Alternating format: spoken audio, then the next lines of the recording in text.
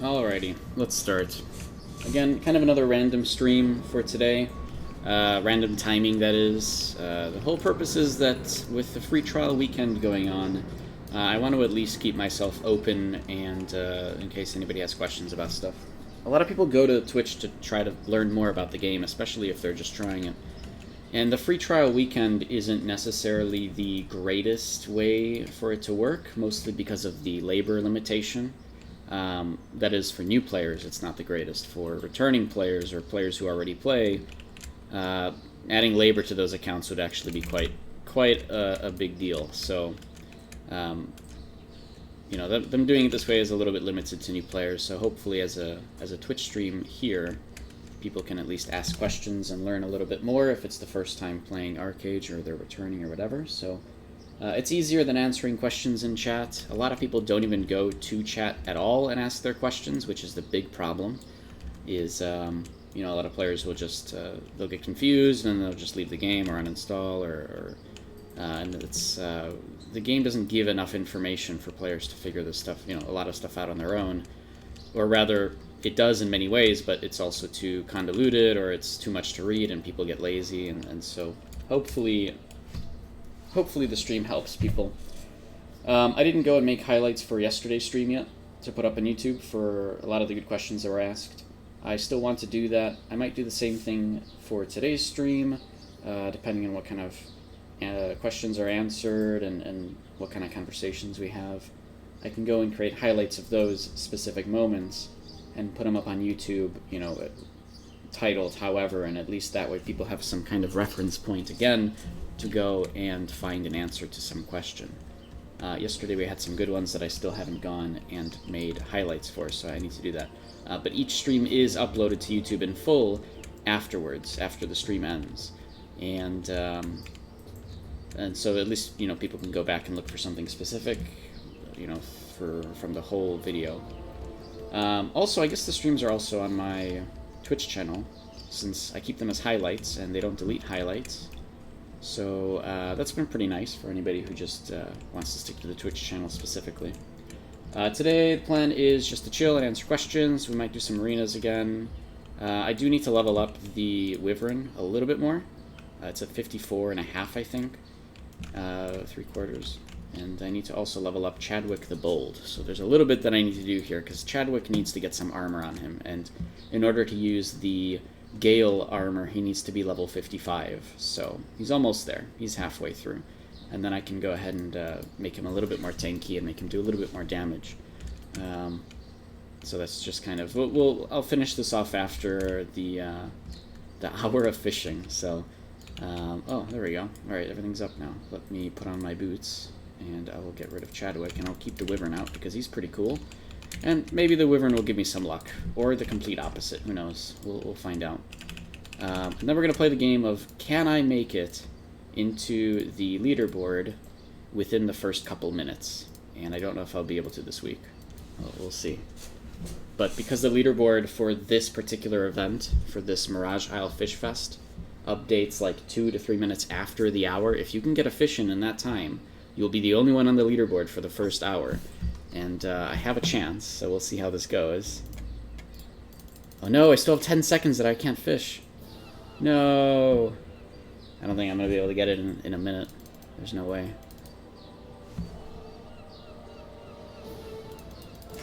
Oh, okay. That was a good start. That's not a bad start either. Reel in. But anyways, yes, so just mostly chilling. We're not doing anything too special or too specific. We'll just be answering questions. So it'll be a chill stream, as we have been doing in the past. I feel more comfortable answering questions and just hanging out with chat anyways. Oh no, come on! Okay, let's go turn this thing in. Come on, get the fish. Okay, I think we're good. I think we may have gotten into the timer properly.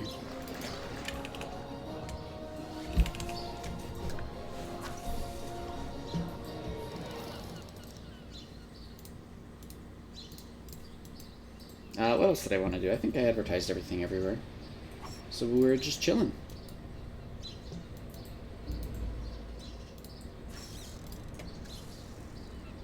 Oh, so I can do this with my keyboard now that I set it up properly. Let's see if I remember how this works.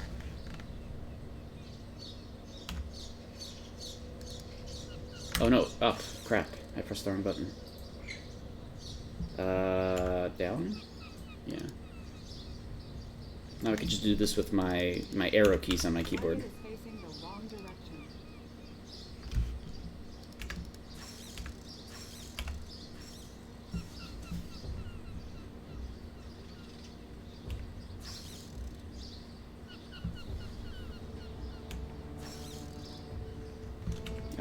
That's the delete key.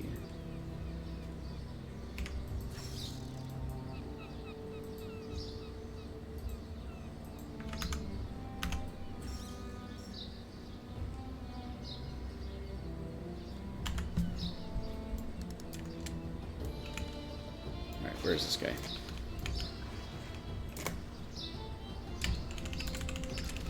Nope, still a fry. Alright, did I make it on the leaderboard? It should have updated by now.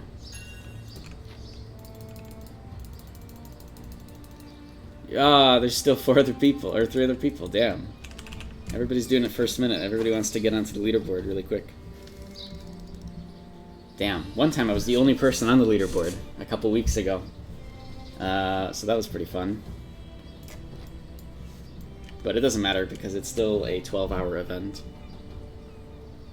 So people have plenty of time to go and try to get a big fish. The thing is that if there's ever a tie in fish count, or in what is it, fish size or fish length, the person who caught that fish earlier is the one who is technically higher in the leaderboard. So there is some merit to trying to do this as early as possible, but it is very hard to actually tie someone with the exact same score, especially if you're like in 1st through 10th place.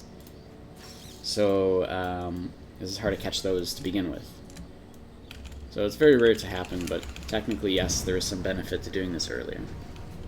There's a non-zero amount of benefit.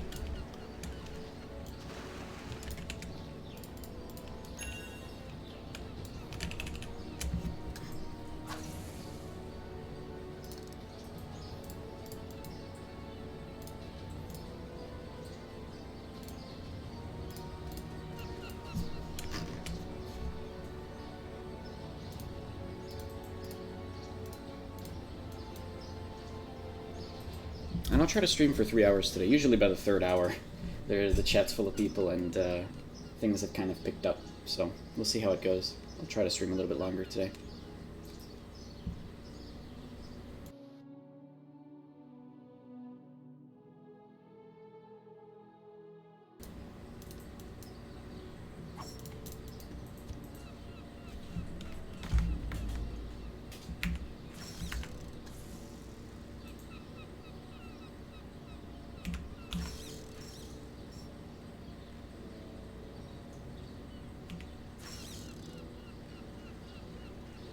Oh, it's Red Tip.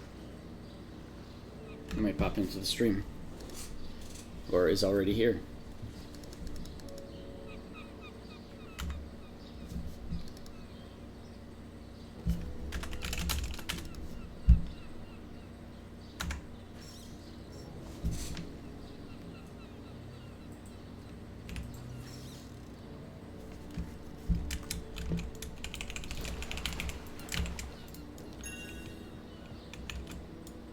Alright, I'm gonna take out the Wyvern. Just to show it off. I have to. I like the Wyvern. Come here, little guy. You're gonna be my good luck charm, if I could actually get onto... There we go. I actually put a hotkey onto mounting and dismounting, which hopefully will be useful. Alright, I'm gonna make him stay there, and then... There we go. Perfect. I ended up naming the Wyvern Arzog, which usually I just go to a random name generator for dragons and other mythical creatures, and I find, like, I just click 3 times and find one that looks cool. Because, geez, I don't know, man. I can't come up with a name like that myself. It's just random letters. But Arzog sounds pretty cool. I have to do it if it has, like, my dragons I'll always name, or dragons and wyverns I'll always name more seriously than everything else that I have in my arsenal.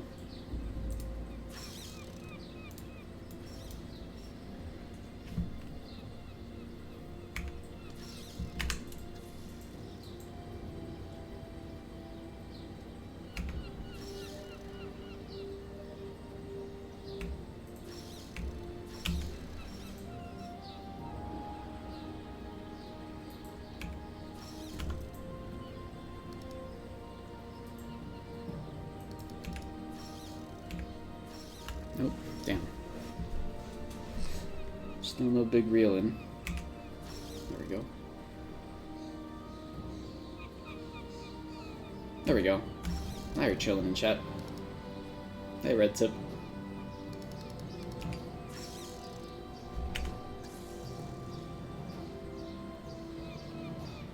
Chilling, doing some easy fishing. No stress whatsoever.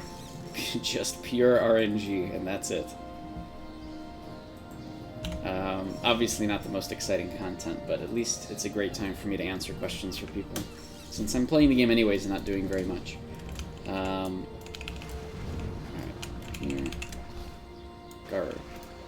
Ooh, can I actually teleport? Ooh, nice. I can teleport back to the Wyvern, not bad. It is peaceful content, you're right. Which I'm alright with occasionally. I do enjoy PvP significantly more. It's been pretty fun contesting world bosses, actually.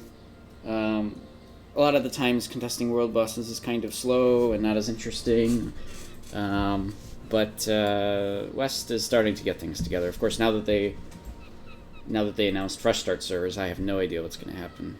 Everybody's like, oh, I'll just go there for a couple months, so it might be a little bit boring for some time. Which is fine. I don't want to have to make another character. I'm tired of all of that. I just want to progress this particular character. I don't like dealing with alts, so dealing with entire other characters is just, oh god. Oh, it's sickening. And since I'm a solo player anyways, it doesn't really bother me if people are taking a break from the game. Or, you know, from the server. Wait, what'd you get? You got a lucky already? Hold on. I can't look at your pack. And Cody says hi. 489? That's really good. That's brilliant. That should be in the top... Okay, that's definitely in the top 20. I don't want to say top 10, you know, I don't want to jinx it or anything, but that's really, really good. I would put that on a wall. Unless it sells for a lot. How much does that actually sell for? Probably like 2 gold still, huh? Yeah, definitely trophy. Absolutely put that as a trophy. 1 gold, lol. Okay. Yeah, it's generally not worth it to sell them if you have a really good one. Because that at least you could show off to people. Plus, you can show it off right now in shout chat if you really want to be a jerk. Or just show off in general, you know, to anybody else that's fishing. I don't know if it's a jerk move or anything, but people usually say thanks. Or, I'm sorry, thanks. People usually say congrats or something.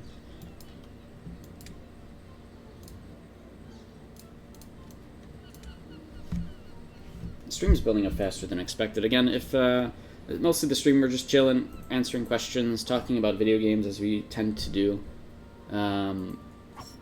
Nothing too crazy going on. Again, it's a free trial weekend, so I want to keep myself open to people who are trying to learn more about the game.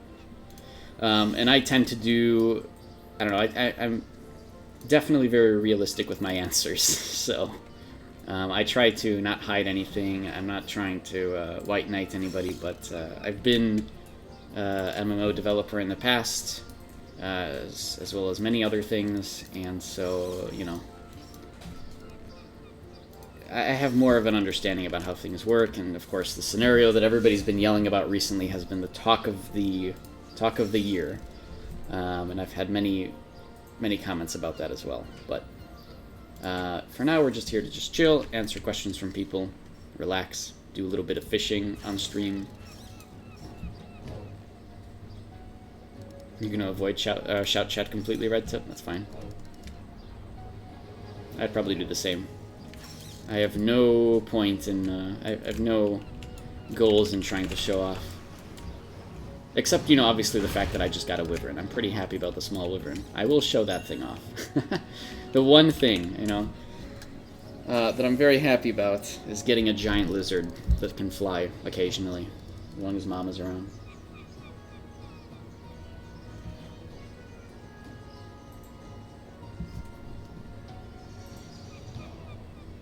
They're not terribly expensive to get, actually. The problem is that you can't, supposedly, I need proof, which we might find out, that next week, if we lose our castle, you can't actually summon it without a castle owned by your faction. So I am actually quite curious to see if that's true. Just because of the way that the mechanics and error message show, there might be some chance that it doesn't work that way. But I just want proof. And at the same time, it's a permanent mount, so at some point we'll get a castle again, and then I'll get to use it. It's not really that big of a deal.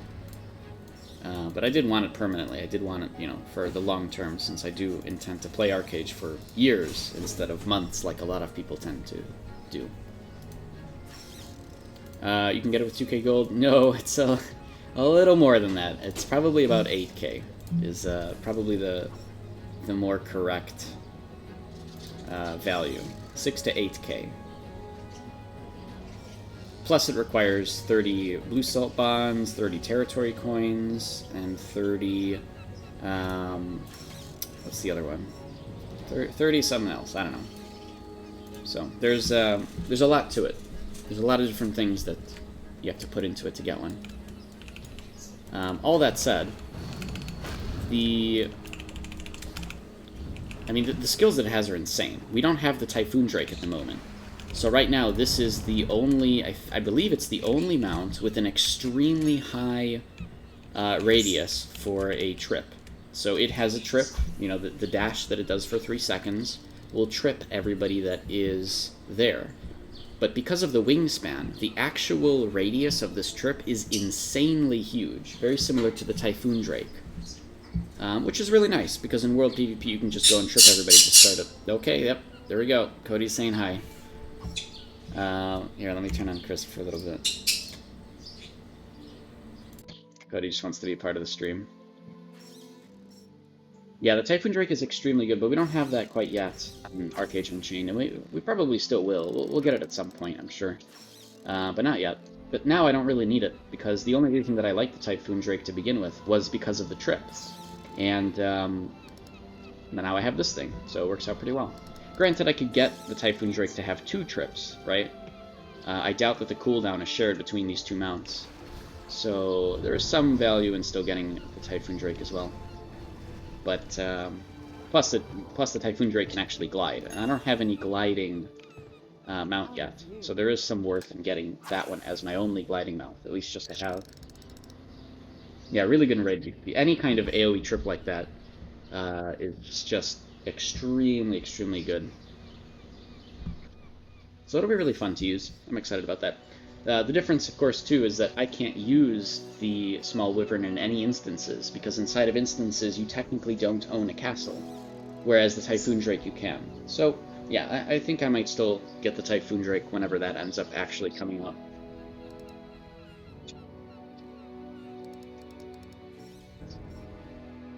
I know the Frost Dragon came into the Diligence shop, but I had the Frost Dragon on Legacy, and I wasn't a big fan of it. It's cool, it's a dragon, I really like dragons, and I like all sorts of dragon-related things, but unfortunately, the Frost Drake, while it is as cool as it is, and as giant as it is, its abilities are kind of lackluster compared to some of the other variants that are very similar. Some of other mounts that are very similar, I should say, since there aren't other types of dragons like that. Aside from, you know, the big giant 3, but getting off track.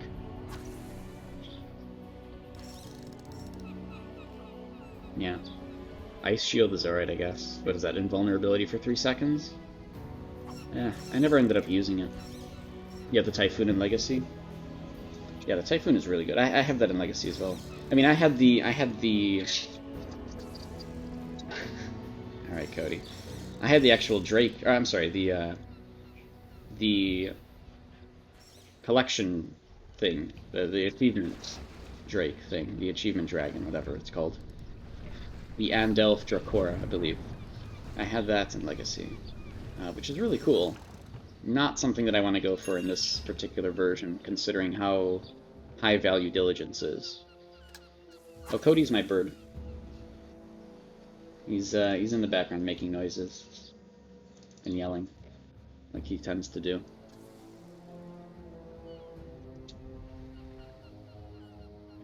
I don't know if you guys can hear him. He was yelling earlier, but I turned on crisp so that you guys don't get to hear the background noise of him yelling, because he is ear-piercing sometimes.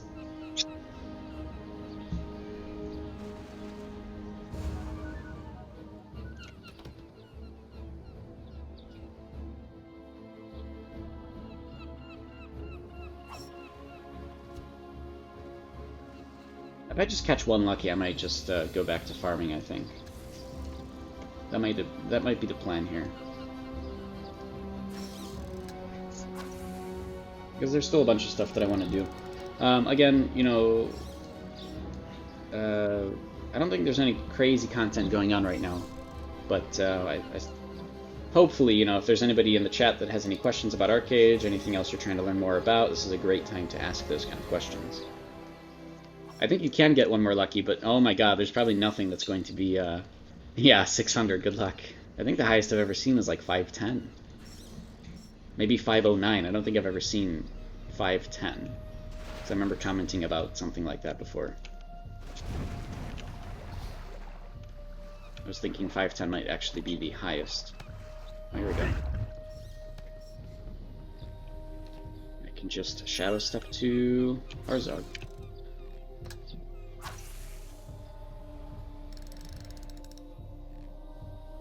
Instead I have to reset, I'll get Arzog the rest of the armor that he needs. It's unfortunate you can't actually use Luna Gems for the legs, because then I can make him extremely fast. But he's already quite crazy. The True Flight is really good.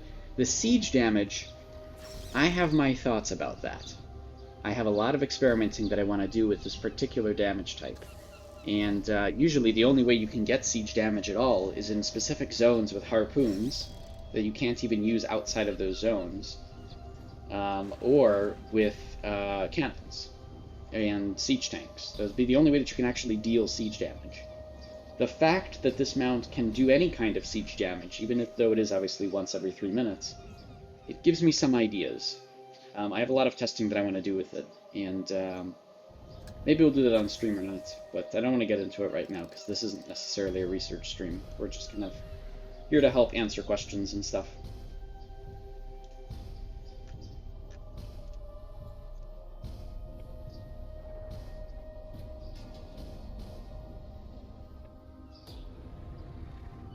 Oh, actually, he's gaining quite a bit of health. I just realized. He started at 24,000 health, but at level 54 he has 26. That's actually not a bad increase in health for him. He'll have a little bit more once he gets to 55.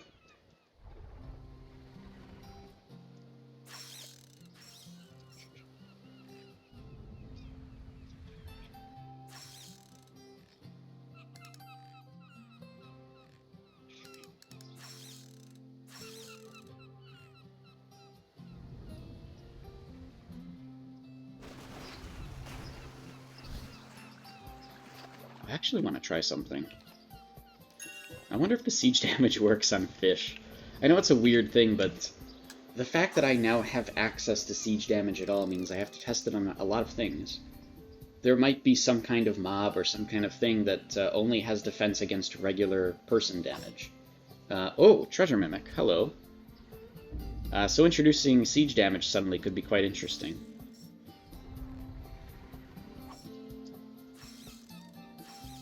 I hope this thing gives me the Sapir's Frog, because I want to get that just so that I already have it and I don't have to think about it.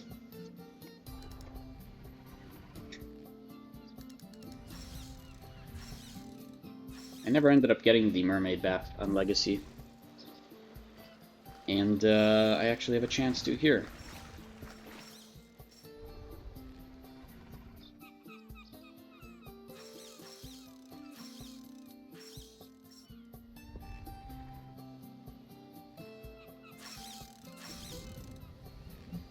I really should be using these arrow keys, though.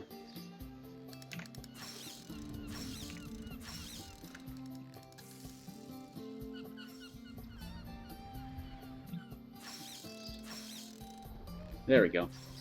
Got him. Fisher coin and Fisherman's Herbs, which does not help, but it gives me 10 minutes. 10 minutes of more proficiency is not bad. I can't actually use that outside of here, so it works out. Plus they disappear after like an hour, I think, is what it was. Yeah, they disappear after 10 minutes, so you have to use it. Hey, Billy Cool. What's up, Gwyn?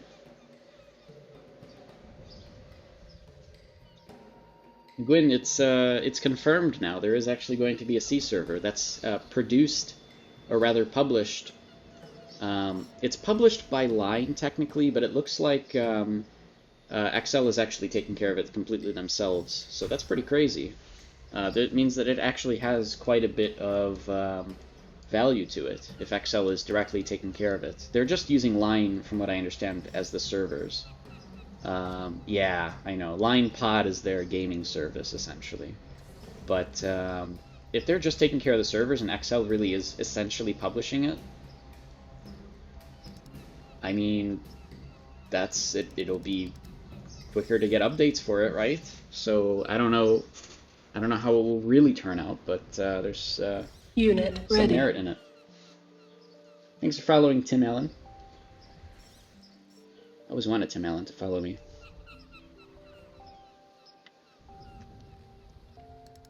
I meant the old Home Improvement. It's a thing. All right. Yeah, I think it absolutely is aimed at Asia, that the C server, which is obviously the whole point. I've got a little bit of worries that they'll still treat it like their own server, like their local server, so it's going to be full of bugs and stuff like crazy. But they'll be the first to get updates, right? Before any other regions, you'd think. I don't know how much it's going to be tailored to... like, I don't know how they're going to do localization. What are they going to do for localization? You know, the whole point of them supporting or having other publishers is they do the localization. You got another freaking Lucky? Oh my god, can I borrow that? Jeez. Very lucky. We'll see what I can catch with my 50k more proficiency right now. 471.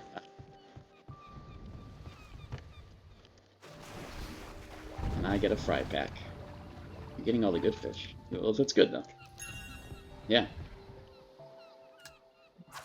There's barely any info on pre-download, pre-registration and stuff, so very little info in general.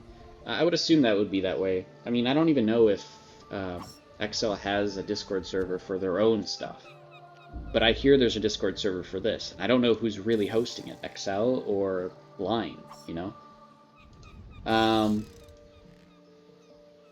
And then what are they going to do? Start publishing things in every language? I'm a little bit concerned about that, because C is... it's quite a few more languages than one. They might just localize everything to English, but... I mean...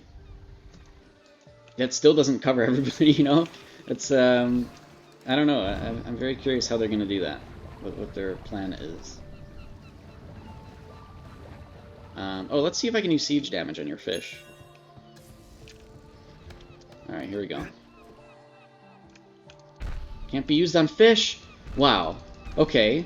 So, I bet it works. I bet it actually works, and in order to stop it, instead of giving the fish siege damage immunity, they just said, nope, can't use that on that.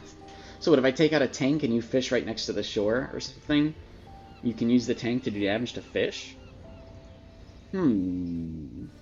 Interesting.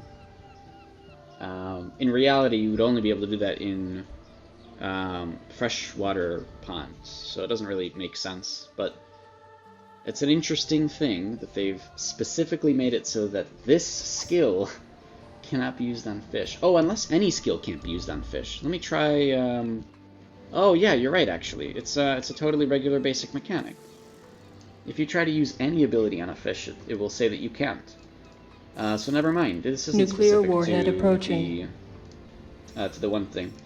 Oh, thanks for rating. Oh, thanks for rating. Okay, so we're gonna get a bunch of spam then. Is that how that works? But I appreciate it, Zilvi. Hopefully your stream went well. I'm not really doing the craziest things, by the way. I'm just mostly here to answer questions for new players. So, any new returning players that are joining up with Archeage, please feel free to ask all your questions. I can definitely help out with mechanics, with theory crafting, with any sorts of Archeage related things. That's mostly why I'm keeping myself open right now and streaming.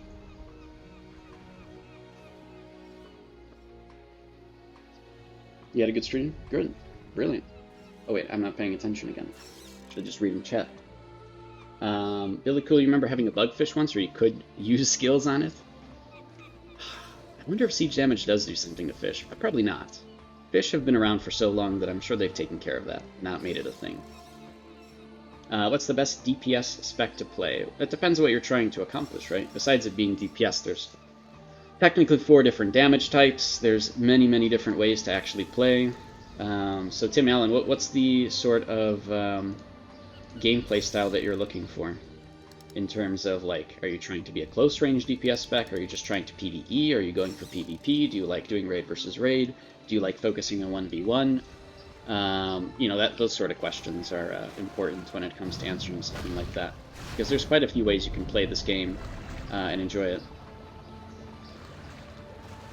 But I know that also overcomplicates the question. You're looking to demolish people. I want to press the delete key and erase people. So, to be fair, you could actually...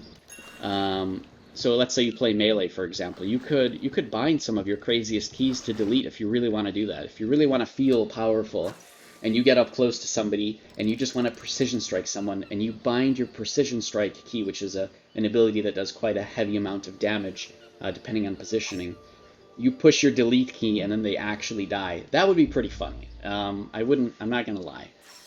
Now, that said, it sounds like you want a more bursty kind of build, where you want to do the damage very straight up front, in a very short period of time, and then maybe want to escape to some way, or in some way in order to recover the cooldowns on those skills in order to then catch somebody else, right? These kind of builds are very focused on killing off very specific people in raid versus raid combat, such as healers, or specific DPS people who need to get taken down first. And the whole point is that you're very good at that one specific thing, of taking down a very specific person.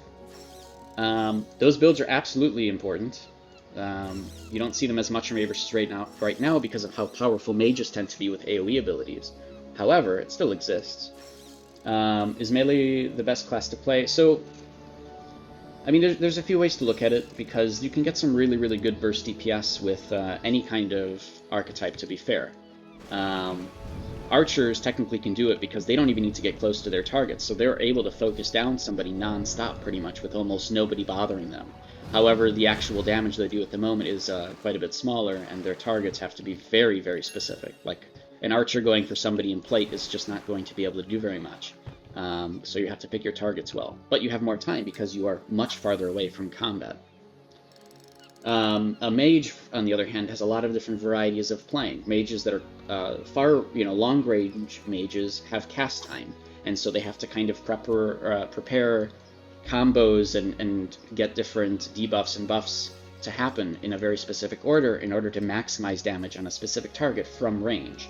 Plus, they have to actually make sure that the cast times go off and everything works out properly. So there's a bit more of a preparation with a lot of mages. There's also a lot of close-range mages, or just fast gameplay mages, that usually involve taking Malediction as a skill tree. Those ones work pretty well, but they're usually an AoE-focused build to be able to do damage to multiple targets, which is still really good, especially depending on the gear that you have. Close-range mages also may take advantage of something like Witchcraft skill set in order to actually crowd control a bunch of people. A way that I would like to play at some point, just to try and mess around with, is to play a close-range mage spec with Witchcraft to be able to essentially crowd control everybody else just to be able to kill a specific person, right? Now that nobody else can help them. So that's definitely still a way to play. Meanwhile, melees tend to be the very specific, good at burst damage types, and now with Swiftblade can also be sustainable damage types, where you constantly are able to do something. But there's a lot of bursty types of melees, too, with two-handed weapons that are just maximizing in damage as much as they can to kill a specific target. But however, melees are, of course, the most risky, because they have to be not only up front and in melee range of the target, but if you're in melee range of your target, especially in raid versus raid, you are now in range of absolutely everybody else in the enemy raid. So playing as a melee is going to be tough, because you still have to have some amount of survivability in order to be able to do what it is you're trying to do. And so, you know, all of these different gameplay styles are perfectly valid, right? It just comes down to how you want to play yourself. What are you most interested in? What's the kind of you know, what damage type do you want to do? What sort of things are you trying to do? Because even melees have to, you know, melees and archers, and it doesn't matter what damage type you do, you have to worry about combos to maximize damage. You have to worry about positioning, where you are versus where everybody else is, what debuffs and buffs are happening on the battlefield, and you learn this sort of combat awareness over time. But my point is that you can pretty much choose anything and have fun with it. And if you're going for something specifically with burst, you can definitely make builds for it too, if that's the sort of kind of gameplay you're looking for. But all of them are pretty good. They're all good for farming. They're all good for, you know, actually leveling up and doing content. So you can't really go wrong with it. Tim Allen, what trees should I play if I want to be highly valuable to my guild? I mean, it depends what your guild has, right?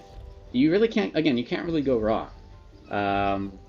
For example, you could even, like, while you're leveling up and doing stuff, and I really highly recommend this, because people don't do this as much as they should, but I really, really highly recommend doing some kind of a backline support build. So not a frontline support like a tank, and not a healer, because a healer is a healer. But a support is really a support, and it's really undervalued because people don't tend to play this class, you know, these kind of classes. But they're some of the most important ones. So while you're leveling up or while you're trying to figure out what you want to do, at any gear score, you can play something that is a backline support. Something like a Dreambreaker, or like what I play, the Eidolon, or anything, really. Anything that essentially involves picking skill sets to buff everybody around you, while debuffing opponents and causing problems for opponents and keeping allies alive. And I've been playing Eidolon recently because it's been a lot of fun. It keeps people alive. I rarely ever die in this build, or I tend to be the last person who dies. And the benefits of it are absolutely insane. It's better than having just one single DPS. You might want to have some people like this, who also are in the battlefield helping everybody and also just crowd controlling people. It's an extremely, extremely powerful class. It doesn't do DPS. The whole point is to enable the people around you to be able to do DPS.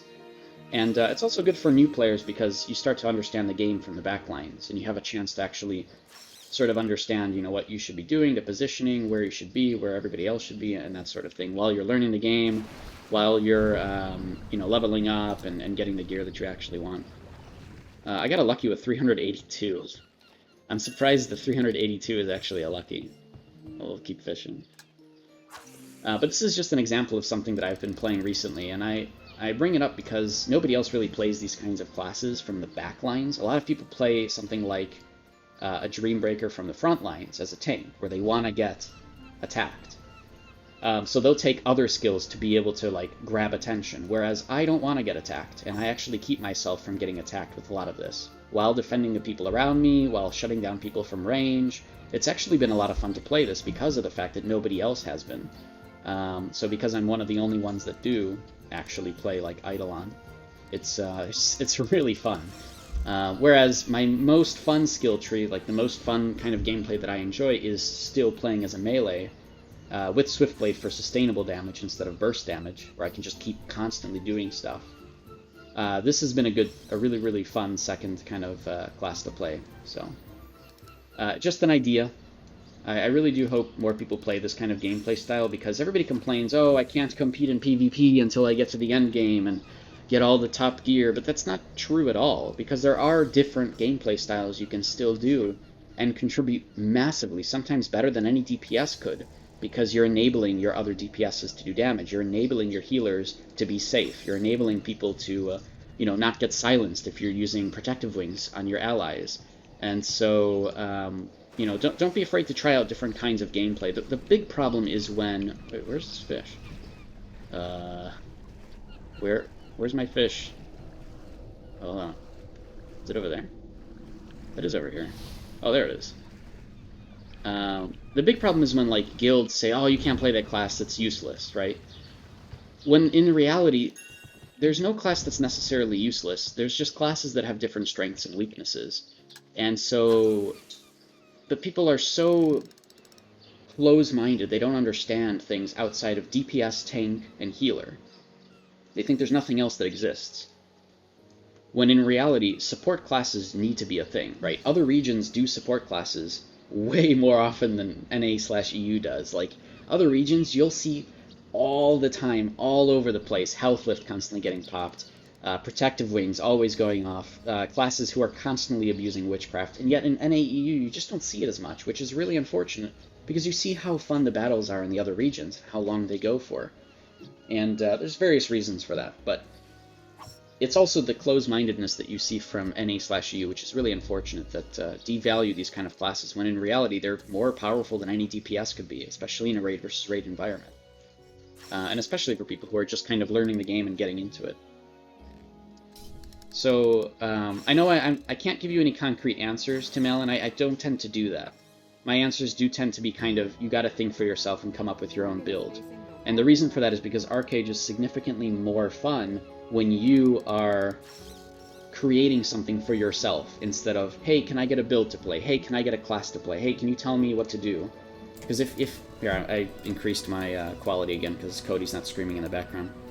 But my point is that, you know, the people who ask for things, who say, just give me a build and I'll play it, or whatever, they are not thinking for themselves, and they'll just end up quitting really quickly, because they're not there to play for years. They're only there to play for a couple of months, try out the game, and then end up quitting for some reason. But if you actually do play for yourself, create your own builds, do your own thing, you'll have a lot more fun, you'll want to play for longer term, and it'll feel a lot better in general. And so I always try to, you know, keep people open-minded with that stuff. Ooh, 420.64. Ah, very close. Very close to the length that it could have ended on. But 420.64 isn't too bad. It's just not anywhere in the top 50. No, wrong button. So hopefully that helped a little bit. Tim Allen. Unit and to anybody else who's just chilling in the background. Thanks for following. I'm a Biscuit. Again, if anybody else is just lurking in the background, you guys have any questions about Archeage at all, please, please, please go ahead and ask. There is no such thing as some kind of a dumb or noob question in this game, because this game just does not tell you things. And even worse is a lot of people don't tend to read stuff, and I get it. I understand there's a lot to read. So please, if you have any questions about stuff, you want to learn any more about any specific mechanics, just ask. Again, my main example is that, like, even just the logging proficiency itself has so much to it. Why did I think that was dead? Keep killing it. Even the logging proficiency has so many complexities to it, and so many things you could ask and answer about it, like which trees should you plant, where, and which location, how often do you need to go back to them, what are the special procs that they give, how often are those procs going to happen, you know? There's so much to it, just for something as simple as logging, or as you'd think would be simple. And you know, my second example now is, you know, the whole fact that up until just a few weeks ago, before I had put up on Reddit, after doing a lot of experimenting, I put out on Reddit something that most people had no idea about for 7 years. In fact, even the Korean community had no idea about how it's very simple, doing damage from a higher elevation to somebody who's lower does more damage. There's an actual increase in damage depending on the height difference. And it's crazy. Anybody in the last 7 years could have figured this out on their own if they had just looked at damage values and found a trend.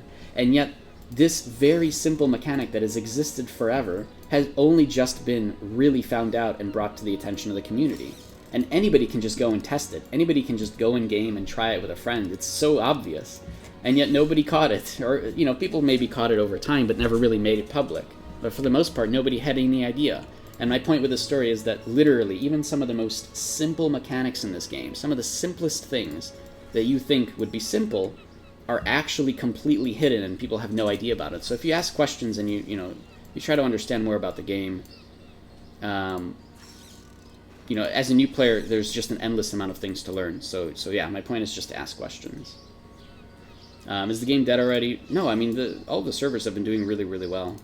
And XL's focus on the cross-server instances has actually been a lot more positive than I had expected, because originally I didn't like the whole instance stuff, right? Because actual server politics matters significantly more than any kind of, you know, cross-server stuff. But because of the cross-server stuff and how much they're pushing it, it's actually been quite positive.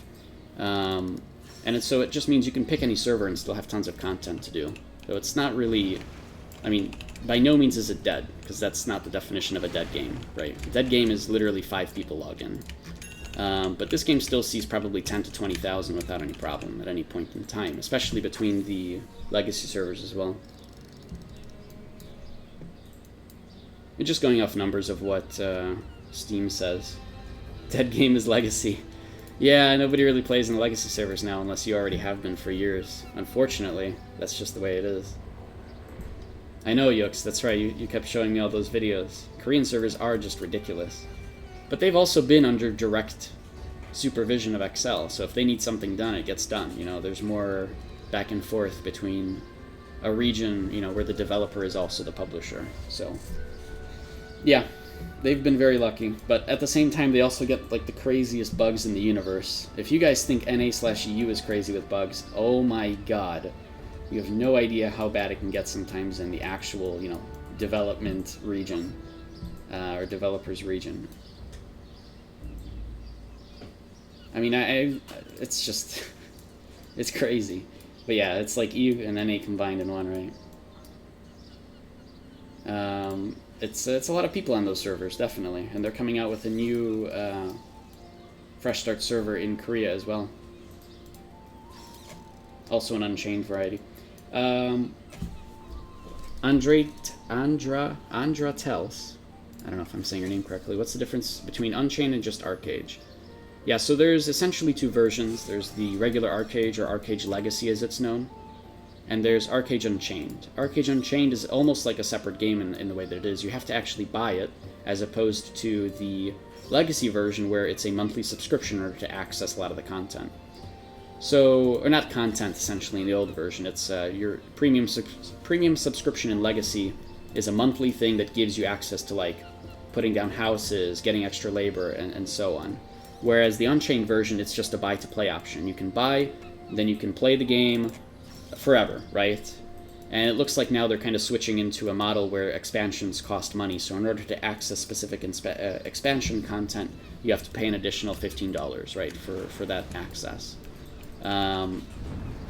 Which, I mean, a lot of people are screaming about, but it's not anything like, you know, the $60 you see in other expansions. So I think we're okay. So that's the main difference, is that there's a buy-to-play versus a free-to-play. You can play Legacy right now today, you just log in and start playing. Whereas you have to pay a subscription to actually get stuff that's extra, or be able to access all the content.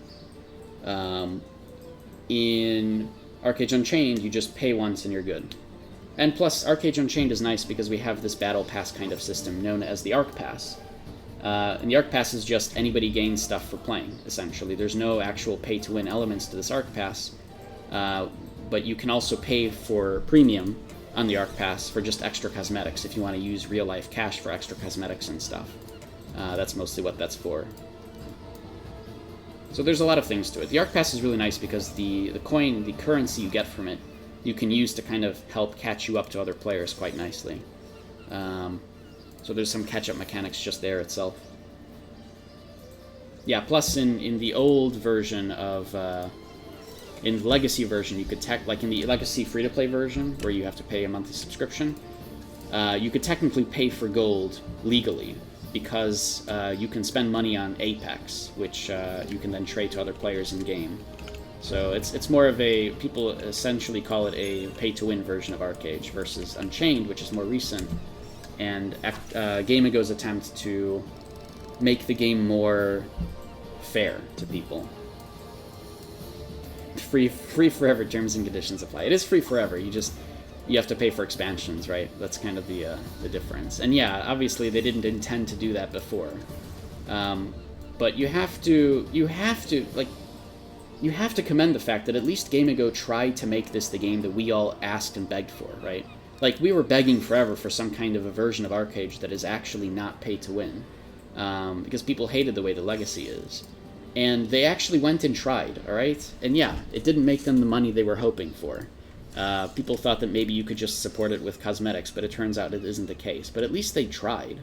I've been in MMO development companies. I understand how game development works. The fact that they even tried at all is ridiculous, because that is a huge cost to them. just to try something that may or may not even fail is just the riskiest thing, and no game company, without already a bunch of money would ever try it. So maybe Game Ago really was able to when they first bought Tryon. There was some chance there to say, hey, we can use all the money we've got right now to try something. And they did. And yeah, they have to kind of go back on it, but at least they gave us the game that we wanted, which is pretty good. Even if now they have to start charging for expansions, a minimal amount, which is fine. There probably will be sales for this expansion in the future as well, which there's already a bundle for it. If you don't have the game right now, you could bundle the game with the expansion for a little bit cheaper. Not that you'd be able to actually access expansion content for some time. What are my favorite things about the game itself? So Archeage is another MMO, right? Like, there's a lot of MMOs out there, and each of them have really amazing things about them. All these different MMOs, Blade and Soul, BDO, World of Warcraft, they all have really amazing elements to them. Some of them are amazing with dungeons. Some of them have amazing sandbox elements. Some of them have, all sorts of different things. They're all great for their own reasons, and they all kind of share information between each other. Like, one game company will copy another because they had a good idea, which is cool, because it means there's some progress happening between games. Archeage is unique in the sense that it does as much as it possibly can. Like, it offers as much as humanly possible, period. Like, anything they can, right? There's absolutely anything you could possibly do in it. There's crafting, fishing, farming, there's housing that isn't instance, there's trade runs you could do, there's world bosses that everybody fights over, there's instance world bosses, there's dungeons that are instance, there's arenas, there's pets, there's mounts, there's gliders, there's vehicles, there's upgradable vehicles, everything else you can upgrade as well. There's an immense amount of stuff to Archeage. So while some games offer specific content and do an amazing job at them, Archeage tries to offer the hugest, the largest variety of content it can, and while some of it is okay and some of it is alright or whatever, the point is that you're progressing in Archeage in a way that you can do all of these different things whenever you want, right? At any point in time. Right now, what I'm doing right now is called the Fish Fest in Mirage Isle. It's 12 hours on a Saturday. People can go there for 1 hour and fish, and you try to catch the longest fish you can, and if you get this by RNG, right, you get some rewards if you get to the top of the leaderboard for it every week, which is pretty cool. It's just an extra thing to do if you want to. And you also gain, like, a currency that you can then turn in for rewards. It's just a little trophy kind of thing, So that's the whole kind of point, is that Archeage offers as much as it possibly can. And yeah, like, there's Final Fantasy XIV, which does pristine PvE content. Just amazing PvE content. Awesome. Like, everything about it is awesome. And I've never really played Final Fantasy XIV, so I can't really tell you the depth of that. But I'm sure, you like that game. You understand very much how that works. So, you kind of... You get my point.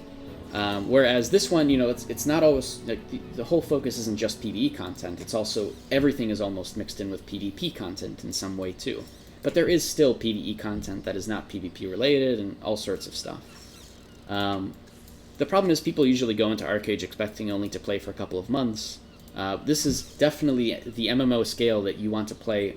You want to join if you are planning to play for years, And obviously the whole point of the buy-to-play model is you can go and join the game. You're not paying for a monthly subscription, so if you ever do want to quit or come back later, you can. And you're not punished as much as the subscription legacy model. So Archeage Unchained is definitely the way to go.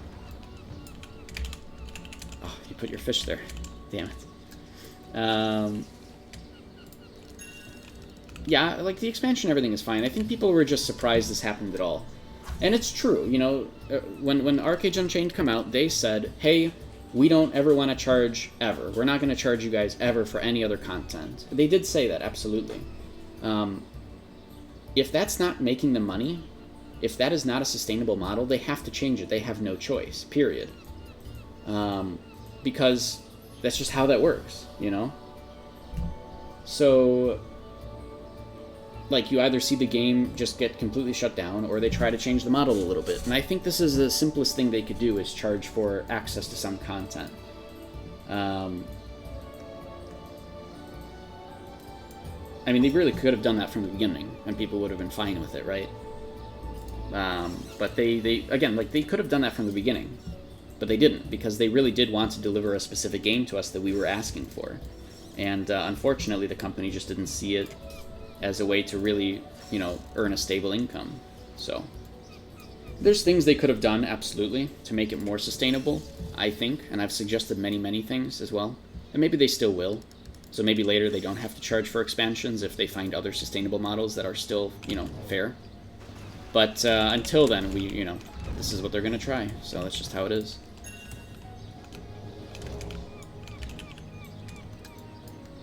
Yeah, it's pretty normal to pay for content. It's just that they didn't really, they didn't like, that's not what they essentially said to the community before, Andra. So people are kind of yelling, "Oh, you didn't tell us we had to do this," and it's true.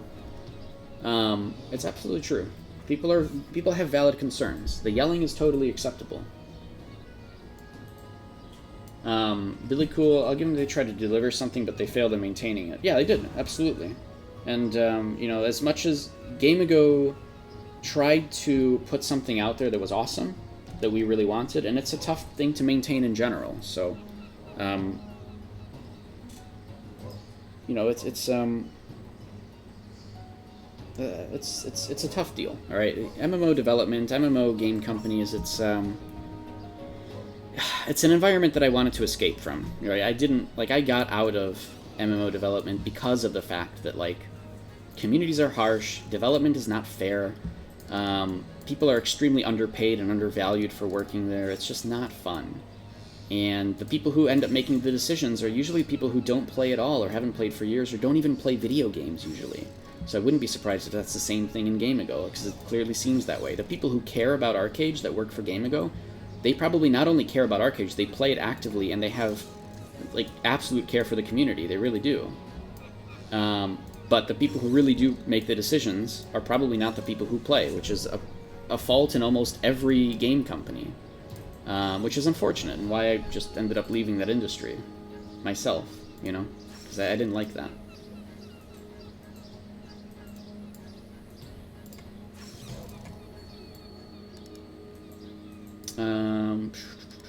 What else did I miss? Did I miss anything else in chat? Probably not. For not testing things, exploits, the queue, there's to be land for everybody. I know, yeah. Archeage, yeah, Gamigo could have done a lot more, for sure.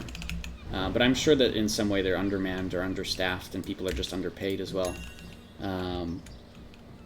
It's so common. It's so common. You know, people work for these game companies not because they're even looking for a big pay, they want to work for a game company. And so they'll take lower pays, and then realize later, oh man, this really doesn't help me, right? This doesn't help my actual career progression or whatever.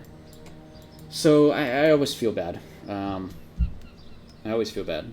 Thankfully, my experience in game development was very, very back-end as well as front. Like, I did a ton of stuff.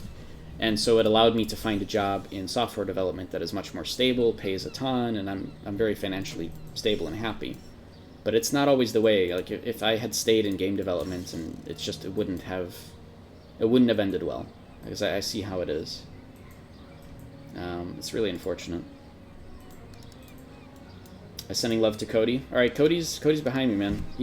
I'll send him all the love. I swear. I don't have him. I don't have him out. I don't have the camera attached to my computer, because Sinister Barry needs it for stuff. But I'll absolutely send him love for you. I'll make sure to complete this later, once I've got him on my shoulder and I'm chilling with him. But yeah, so Billy Cool, they delivered the game. The game itself is good. But after that, it feels like they went, okay, we're done here. We need to collect money. I know, it feels like that, right? I can assure you the people behind the scenes, or I'm sorry, the people in front of the scenes, the people like the CMs, you know, Tinin, probably Big Data Dude, if he's still around, everybody who you see really do care about the game. It's just a lot of the time they're not able to even make a choice when it comes to some of the stuff that really hurts us. And that's where the problem lies, unfortunately. But that's just kind of how it is. So yeah, it does sometimes feel like, all right, we're done. But unfortunately, like, that's just decisions made higher up that there's not much anybody can do about it. It's just kind of the way it is, which is, again, unfortunate, and it's just kind of, it's all too common. Thanks for hanging out, Red Tip. I'm going to get out of here and get level 55 for my pets now. While still answering questions and chilling with you guys. Yux, you worked for marketing for a game company once. Was not very fun. Marketing, oof. Marketing is usually the problem department, too. I wish more people in marketing were required to also have psychology degrees, especially for what exactly it is they are working for. There's a whole field of essentially psychology of game development, or psychology of gaming. And there's a lot to it because of like the toxicity that's always around and all sorts of things. So you have a psychology degree actually? Oh, that's pretty cool. I hope then you're still using that in some way, because there's a lot to it that I think psychology is really undervalued, was the point that I was trying to make, especially in marketing. But it's a really, really important thing. And because it's so undervalued, I feel like marketing teams are kind of undervalued in that sense, and it's not taken as seriously. And then they end up making decisions that just don't really benefit people. They benefit the company, which of course is the point of a marketing team, to be fair. But thinking about your clients, especially in an environment like this one, you know, with gaming, is really, really important. And it's just, it doesn't happen as often as it should, is what I'm trying to say.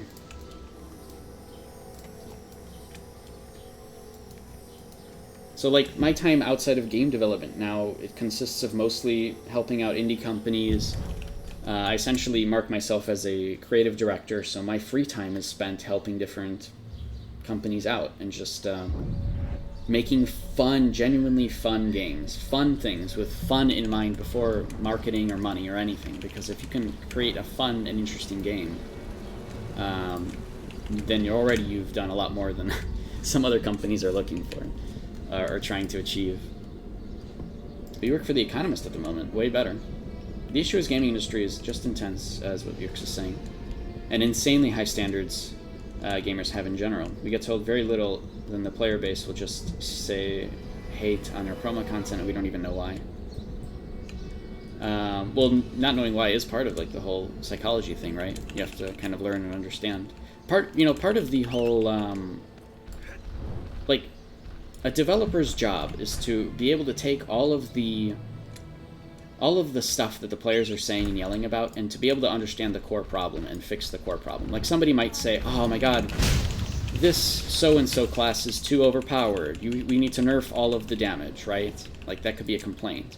But it's a developer's job to say, what's really the problem? Oh, the problem is there's no real counter. Why? Because this class is too mobile and there's nothing that can catch up to it. Maybe we need to slow it down and give other classes a chance to catch up. Right, it's just an example. It's like super vague, but it's a developer's job to understand the base, what's actually the issue.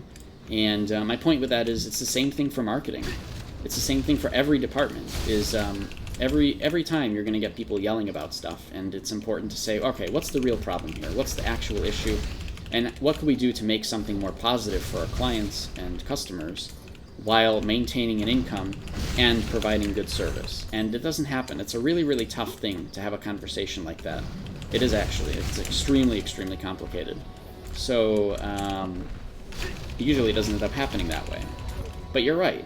And not only that, but because the gaming industry, like, there's so many people trying to fight their way through the door, they'll take anybody they can get and pay them very little because they don't need to pay them high. Why do you need to pay somebody high when you can just replace them with somebody else who's willing to be paid lower?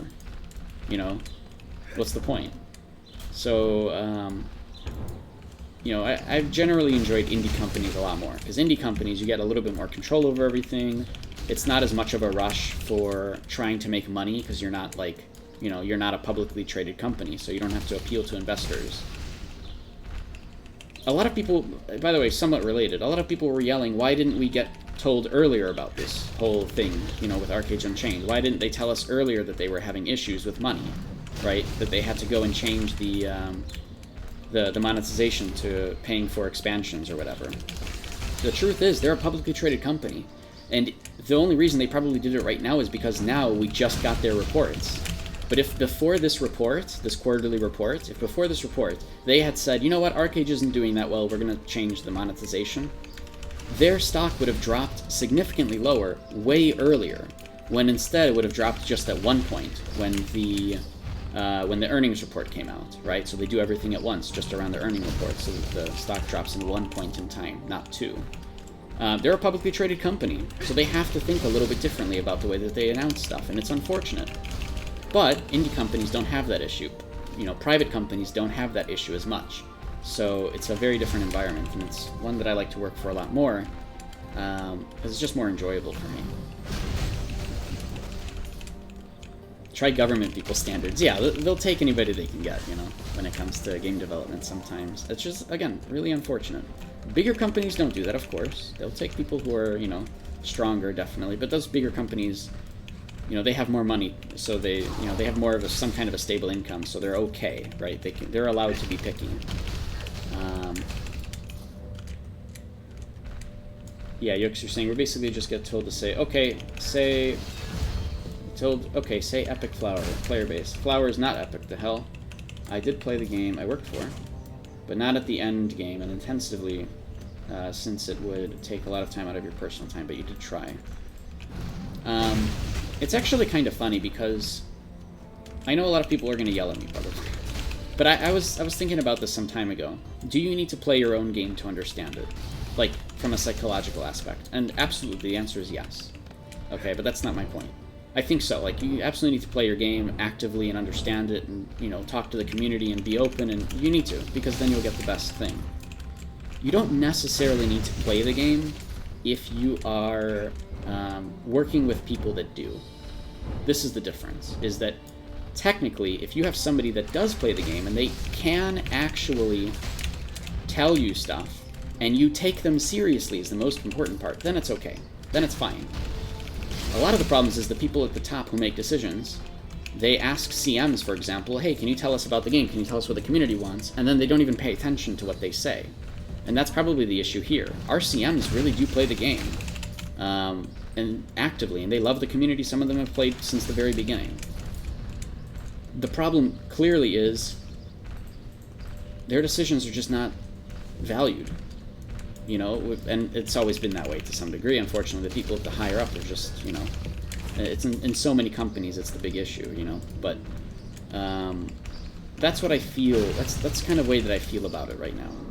Is the people who care about the game and are public facing are the people who, you know, we see on a daily basis, and they're actually the ones that care the most. But unfortunately, we have to yell at them, right? We have to yell through them to get to the people who do actually make the decisions. And trust me, I want to raise my hand and be like, Gamigo, do you guys need a creative director? Because I have no problem doing that for Archeage, you know? I have no problem with that, you know? But it wouldn't be necessarily helpful, because, A, I probably wouldn't get paid very much, even though it's one of the most important roles. Because, again, a creative director is somebody who not only plays the game, but can tell everybody else exactly what to do, and in a way that actually is positive. But B, that's not always the problem here. Usually the problem is really with getting something down to XL, and then XL actually caring. So there's a whole other layer of people who might not even care. And, you know, that's just kind of how the publishing world is. Publishing is tough. You can be either an over-strict publisher like EA, or you can be an under-strict publisher like what, you know, Tryon and Gamigo have kind of done in the past. And it becomes an issue either way. It's tough. It's a very, very tough situation. Anyways, yeah. How's their support nowadays? I think it's a little better. I've heard that people have been getting answers within, like, 2 days, which is remarkable, if it's actually true. I'm sure it's still mostly 1 to 3 weeks on average, which is what I'm hearing. Maybe up to a month. But I hear it's getting better, which is, again, like I said, it's remarkable to hear that, because I was not expecting that. But if it's true, awesome, because every game needs support. Every game needs that kind of thing. Let me read what you're saying. I'm not going to read it out loud, Yux, because that's a blob. Let's see.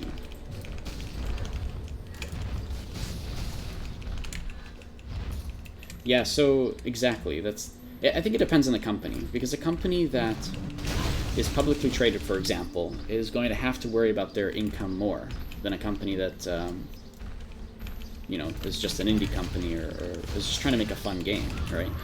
A company with a lot less people can make $1 million and that'll last them longer than a huge-ass company with, like, 40,000 employees or something that is trying to look for $10 or $1 billion, right? It's very different, absolutely. So it still depends very much on the game company and stuff. But yeah, generally, right, that's kind of how it is.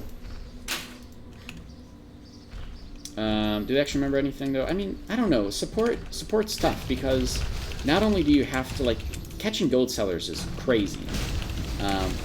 I'm sure they have to do it, you know. Somebody's job is probably out there to go and try to catch people. But it's probably not that many people, number one. And number two, if you report somebody, it has to be super solid evidence. Because I know so many people that gold buy. I know them. I understand who they are. And I know they do it because they've told me verbally. Or they've said something on Discord. But unfortunately, I can't give that as evidence because they, you know, as a, you know, from a third-party support perspective, from a third party, somebody looks at me and says, or how do you know that they're not lying? Or how do you know they're not actually somebody else on Discord or posing, you know, or whatever? Yeah, I know that. But if you're trying to be unbiased, it's a really, really tough situation. Totally. And it's I don't know, it's just kind of how it is, right? I'm sure, yeah, they look at the logs, but they probably have tons of people to look at, you know? And I don't know what logs they have. We can say, look at the logs, but what if they don't have any logs? Or what if they have to request them from Excel? I'm sure that's not the case, but, you know, it could be more of a process than it needs to be. It's, you know, it's just how it is. We don't know the true process involved here. Okay, when I worked in games, yes, I was able to get a lot of information about people. You know, I was under NDA and everything, and I wasn't allowed to release information. So I was able to action against people directly myself, because I could see the evidence in front of me. But we created logs specifically for those purposes, and they were really good. And okay, the game that I worked for wasn't exactly a gold buying game. Like, nobody would really use that. It was a much different game. Very akin to, gosh, what was it called? Anyways, my point is that it just kind of depends on the game, right? Why promise all the BS about gold selling, blah, blah? Yeah, I don't know. It's, because they're probably trying to scare people off, right? I don't know. Yeah, it's, right, they're trying to set an expectation, yeah. I don't know. It's a tough situation. That's all I can say, because I don't really know the specifics there. I don't want to comment on things that I don't know about. But it would be nice, yeah, if they were extremely... Like, I wouldn't mind if they were overly strict on people breaking terms of service. Yes, people would get banned that do not deserve to be banned. Absolutely. And you know what? Those people are going to cry and yell, and it's going to suck. However, if they're overly... if they are overly aggressive about stuff, yes, people are going to get perma-banned with no way out accidentally. It is going to happen, but I can guarantee you people will go by less, because now, if you know that people who are innocent are getting banned, holy crap, you don't even want to get close to that, right? But a company has to make an active choice to be okay with that situation. And not every company is, right? Not every company is okay with over-banning, or over-actioning as opposed to under-actioning. You have to make an active choice there. Are you okay with a backlash of people who may have actually done nothing wrong, literally being kicked from your game? Or, like, are you even able to handle that situation versus, you know, the alternatives? So it's a whole other deal. So on top of everything we've already talked about, now you have all of this other stuff on, you know, this particular situation of how do you actually action people. Like, there's so many decisions that happen in video game design and development. And again, all these people are probably underpaid, and, you know, going back to what I was saying earlier, all these people are probably underpaid, they're probably not that happy in their personal life, they're probably getting yelled at by the community constantly. On top of all that, we're asking for these other things. You know, it's a really tough situation. Game development is one of the toughest fields to work in, for so many reasons. And this kind of just even, you know, is only a small portion of why. That's happened to you once? They banned an alt account made for third-party programs? Wow. But see, you know, it's... And it feels bad, you know? Then you, like, as a player where you got banned for no reason, you feel bad, absolutely. Because what the hell else are you supposed to do? It's a terrible feeling. Because then you don't trust the company at all. Yeah, I didn't get anything right. So it happens. And it sucks. But here's the thing. Would you rather they do that more often to people? If it means, you know, also less gold sellers? I'm not going to say completely, you know, people break the TOS. People are still going to do it. But would you be okay with that happening to, say, your main accidentally somehow? If it meant that, in general, the game would become maybe less abusable. Would you be okay on the trade-off? Because you can't do both. Absolutely not. You can't be overly aggressive and also hit all the right targets. There's no way. It's just, there's no way, right? Somebody might have not bought gold. They might have actually gave away gold because they were quitting the game, or because, you know, maybe they were commissioning, like, artwork in the game or something. They could probably play it off somehow. There's no actual money involved. It's just a sudden huge amount of gold was traded from one person to another. It can happen, absolutely. And then both people can get banned, and literally, that you just lost two people who are actually playing the game normally. It's a really tough trade-off. And it's because of that that the game, again, with everything else in mind, with all of the underpaid stuff, with all the undervalued people, on top of everything else, it's what makes these kind of MMOs really, really hard to know what to do with. You can't get everybody, of course, but when you give them video proof of, say, bots, they don't do anything. You gotta wonder. I don't know. I mean, I've given video proof of bots, and I think every single time I've seen something happen within a day. So, I don't know. Maybe my video proof is different from others, but maybe because I have been in the community for a long time, so people know who I am. I don't know the answer to that, but like, I've gotten entire fleets of bots banned. I've seen it happen before my eyes. But it's also because I know who to talk to, too, and I'll bother people about it. You know, in addition to support, because support's the one who actually takes care of it. Right now, what you can actually do, and I've noticed this works, actually, and I've heard from other people it's the same thing. If you find a bot or somebody in-game, or breaking the TOS, and you have that proof, in addition to making a ticket, make sure you actually go and tell a CM in the official Discord, or a CA as well, in the official Discord server. Just PM them the ticket number and whatever proof you've got, and they'll maybe forward it or something. I can't say that everything is going to get handled that way, but at least there's a higher chance that maybe it'll get taken care of. Now that we have an actual open way through Discord to talk to people, this has seemingly been a really nice way for people to get in contact with people who can actually do stuff. So consider that as well when it comes to reporting people for anybody. Done that for both bots and gold sellers, nothing ever happens in your case? No, I don't know then. I mean, it's like I said. I can't, I don't know the specific situations or whatever. I don't know how this all works. But it sucks, yeah. It absolutely sucks when you do have the evidence you need. And it might not be enough, or it might just be not a thing, right? And they have to say they can't tell you the result. That's almost legally, they cannot tell you the result of an investigation. Because if they did, you would brag. Somebody would brag. Maybe you wouldn't, but you would go, like, somebody would go up to the person and say, haha, look at the proof, I got you banned. Someone's going to do that. There's absolutely no way a company is allowed to tell you whether or not your submission of a report is going to get a specific person actioned. The most I've ever seen in any video game like this is Blizzard, in their games, say, hey, your report, it doesn't specify which, but your report has actually been actioned. Thank you.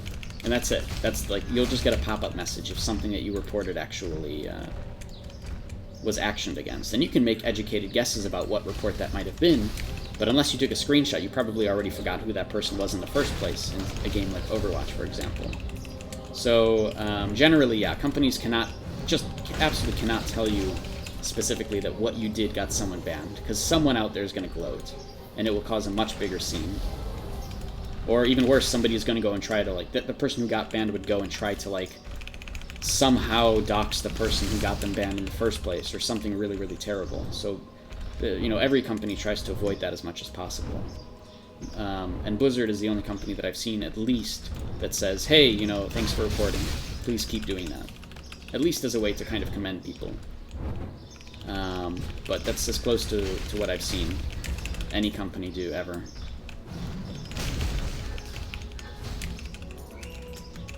Anyways, I know we're just talking about game development stuff again. We tend to end up doing that quite often, I guess. Oh, this is almost done. Sweet. It's just disheartening seeing no action being taken. It is, absolutely. I get that. It is disheartening seeing no action being taken. Sometimes you need multiple people to catch somebody in the act in order to get something to happen. I'm totally agreeing with you there.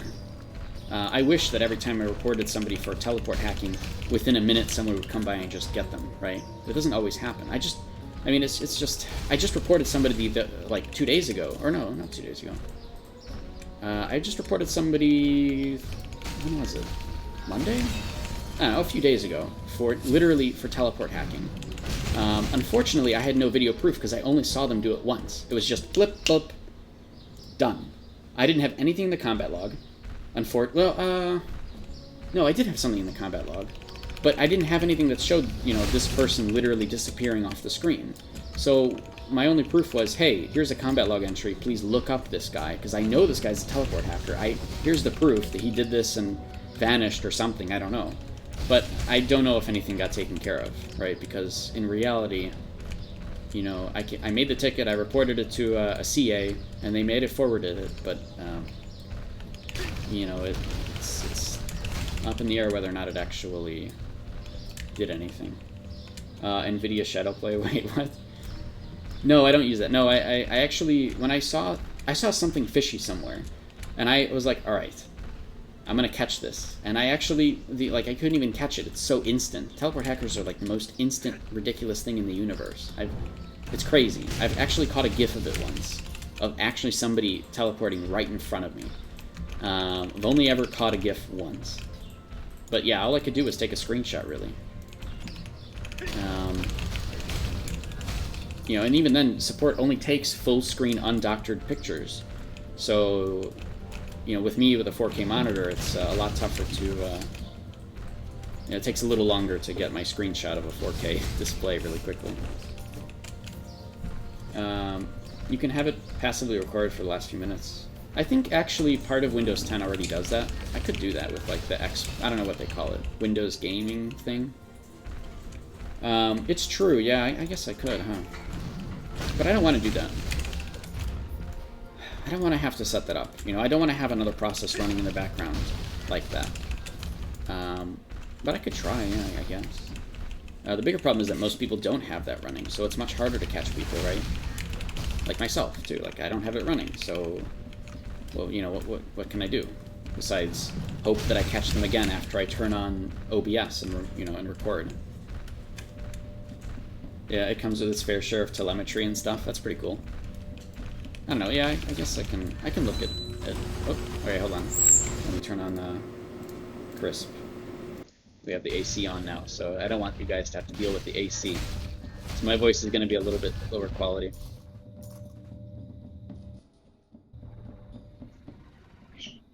Wait, what the hell just happened? Oh shit! OBS just crashed. Wait, what? Oh, no, it didn't. What the hell happened to OBS? The stream's right. Like, everything's good, right? The stream is still on? Yes, no? Yeah, that's fine. Alright, something weird just happened when I went and turned on crisp. Anyways. Yeah, it's good. Alright, brilliant. But yeah, so I could look into it, I guess, and try to do that. Anyways, I know, like I said, I know we're talking too much about video game stuff, and we do this a lot, but I do want to remind people in the background who are just chilling, listening in, and lurking. If you guys have any questions related to Archeage, please go and ask, and you know, we can all go and help you as a community with answering whatever questions you might have. Archeage is ridiculously complicated, so please, please, please, if you guys have any questions, or you want to learn more about mechanics, or you want to theory craft something, this is an awesome space to do that. Please go ahead and ask those questions, and be more than happy to help.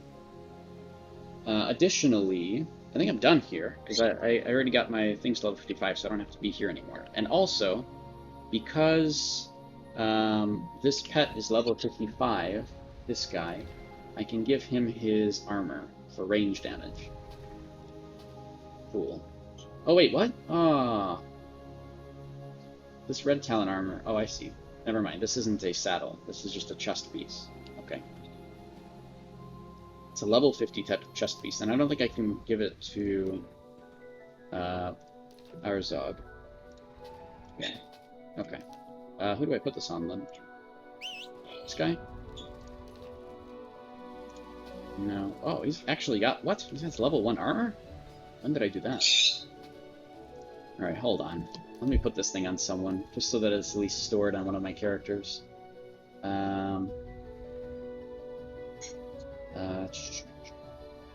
What's a pet that I can put this on? Just to store it. Oh, thanks. This guy? No, he's already got lake armor. Let's get rid of him. This guy? Oh. Yeah, there we go. Let's start on him. Oh wait, he's still out. Put him away. Inventory management is fun, I know. Okay, and then I'm not going to put away Chadwick, because I still want to use him in combat occasionally. So I'll just leave him out. Okay. Unit ready. Awesome. Thanks for following Trinzar. And also for anybody else that's just lurking in the background, if you like the content, you know, us just talking about video games or whatnot, feel free to follow. I don't have any strict schedule for streaming, so following at least will let you know whenever I go live. And I also have the other social media that you can go and follow if you want to know when I go live or whenever I'm doing something, or if you just want to bother me in Discord with any questions that you don't want to ask on stream. By all means, feel free to go to those locations, or my Discord, or what have you. All of these videos are uploaded to YouTube after, all of these streams. I don't really focus on my YouTube channel, so it's mostly just VODs, but it is there. I'm not really, like, super crazy about the whole, like, I'm not trying to make any money off of this, right? I just stream for fun. I do this because I like interacting with the community. I have a stable job, I'm financially happy, and everything is amazing. So don't worry about any of that stuff. I'm mostly just doing this for you guys, and because I just enjoy being social, even though I still consider myself an introvert. But man, we're stuck inside all the time right now with these quarantines, so gotta be social in some way, right? So, you know, feel free to talk and chat and stuff. Codebreaker, hey man, how's it going? It's good to see you again. And yeah. I can't wait till the garden patch either. A lot of people are going to the Fresh Start server. I don't want to because, geez, man, I have to go to the garden. I have to do that content. I really want to. So I'll be spending, you know, instead of 2 to 3 months temporarily on a Fresh Start server, I am going to be on the garden all the time. I'm really excited about that. Should be really, really fun. I'll be streaming a lot. We'll be chilling. Hopefully I get stream sniped. I do actually, I don't mind getting stream sniped because, again, it's just, you know, community interaction and it's cool. So that'll be really cool. Excited about all that. It's not a solo-friendly place. Oh, totally. Absolutely not, I know. Absolutely not. So I can't wait. I really can't wait. It's going to be really cool. I totally understand how crazy it can be. I have to be in raids all the time. Yep, I'm excited for all of it. Absolutely. Okay, what's next? So this is done. We're still just chilling in voice and talking... I should say, you know, we're chilling on stream. If you guys have any questions, please feel free to ask. Just trying to think what else. I guess we could do some arenas, right? Got a minute on recall. I did want to test something. Let's see here. What other content is today? Can we do Kadoom today? Let me see. Just focusing, gearing up, enjoying your farmland. Yeah, I mean, like, I'm planning on playing this game for a very long time, so I don't really want to go to the Fresh Start server. I'm not going to a Fresh Start server to, quote, win or lose, like a lot of people tend to think matters. I don't play that way. I play MMOs because I want to play an MMO for a long time and, you know, work on my character and hang out with you guys. So I don't care about the Fresh Start stuff as much. But I totally understand why it's fun. It totally is. Fresh Starts are amazing. They're really, really cool.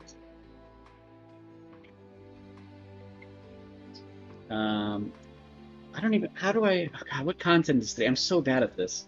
Is it Kadoom? This says Sunday, Thursday, Saturday. This also says Saturday. But it's a different time. Ah. Hold on. time is it right now? UTC 6:28 p.m., which is still Saturday. So yeah, Kadoom should be in 30 minutes, right? No, I'm sorry, that's not right. This is 8 my time. God, I don't know. No, this is 8 their time. I wish we had a better schedule. I need to. Yes, exactly. Thank you. Thanks for linking that, Terry. I was just about to go there. Oh my god. I know it's Kadoom today. But when is it? Aha! An hour and 46 minutes. We got an hour until Golden Plains battle. Thanks for linking that. I appreciate it. Thanks for saving me the struggle.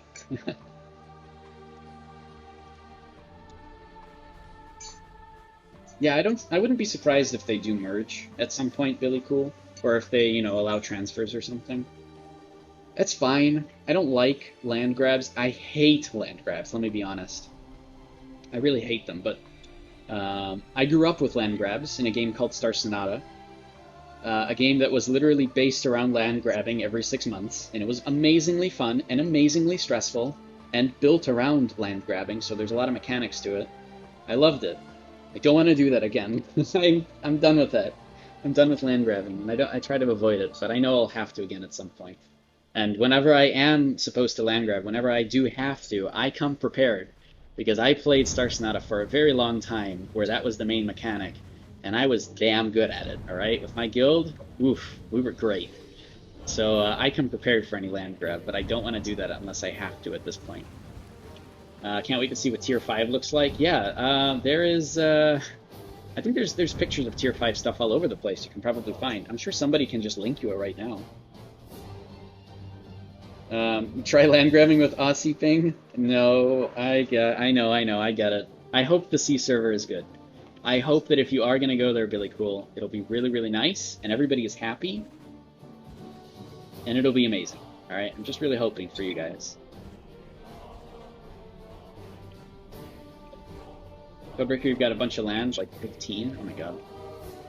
I'm gonna think about that. Is it all next to each other too? Because that's the craziest stuff. Alright, let's go into some arenas. Let's lose a bit. Oh, crap. I don't think Sinister Strike actually works in the arenas, in these balanced arenas. We're gonna find out right now. I had reported this bug some time ago, that Wave Sinister Strike does not work in the arenas, period. Because it always requires you to be dual wield. Except even if you are, and even if you take all the correct buffs, it still doesn't work. So we're gonna find out right now if it's still bugged. I'm not gonna be happy if it is. Because I like Wave Sinister Strike. Oh, somebody's already... Oh, it's Heisenberg. Oh my god, dude, I'm fighting like the number 2 person in this arena. Why? I don't understand. It's very strange. There's no matchmaking, really. Yeah, it's all next to each other? Wow, that's pretty crazy.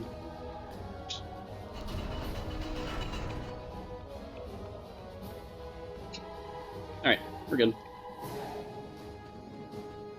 Dagger spell is really hard to fight against, actually. This can be tough. Ah, and lag. Lag will be a problem too, huh?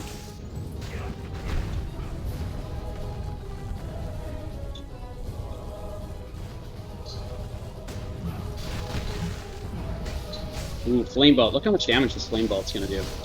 Against plate, too, like, it's really, really hard to fight against this. No! How to use Defiance. Damn. Ah, Earthen Grip. Yeah.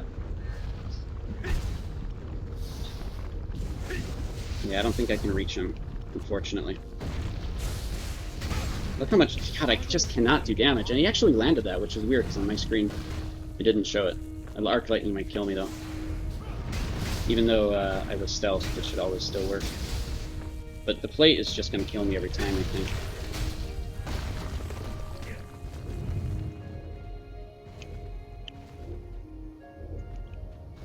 Wait! Whoa, whoa, whoa, whoa, whoa! What happened?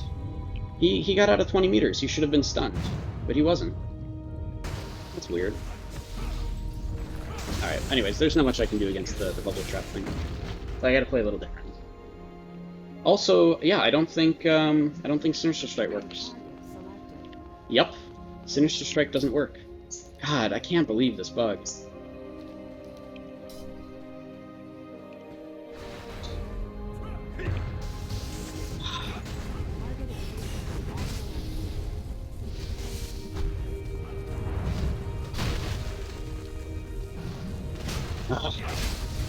God damn it. Alright. Defiance. He's playing extremely slow, actually. Which is a little bit strange for somebody who is in some of the top things. But I guess he's just too used to winning, maybe, so he just plays really slow.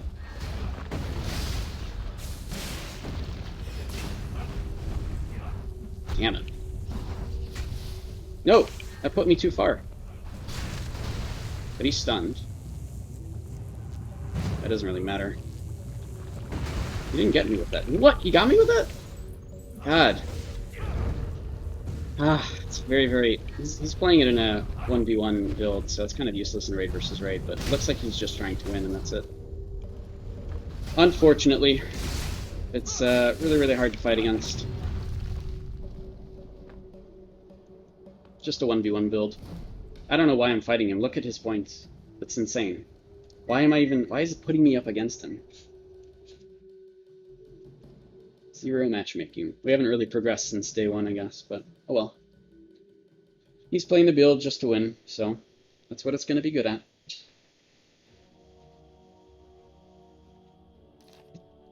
Yeah, you could probably sell that land at some point if you wanted to as an investment, I guess. I don't know what unless you're referring to something else as a good investment.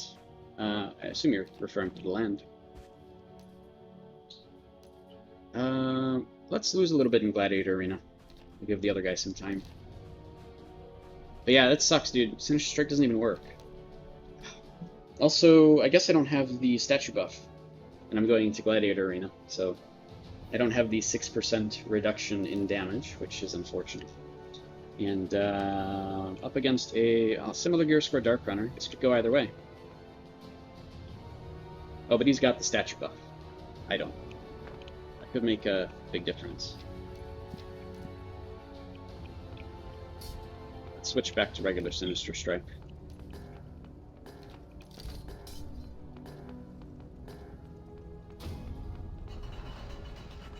Alrighty. How can I outplay this? I'm not using the same thing that I normally do. No! Damn it! I used Impale first, but it didn't go off.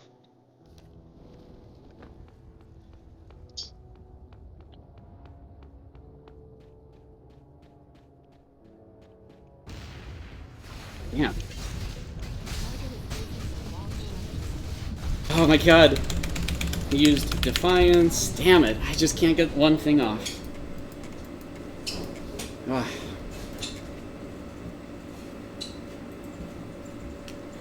He's opening up all the time with forward drop, throw dagger.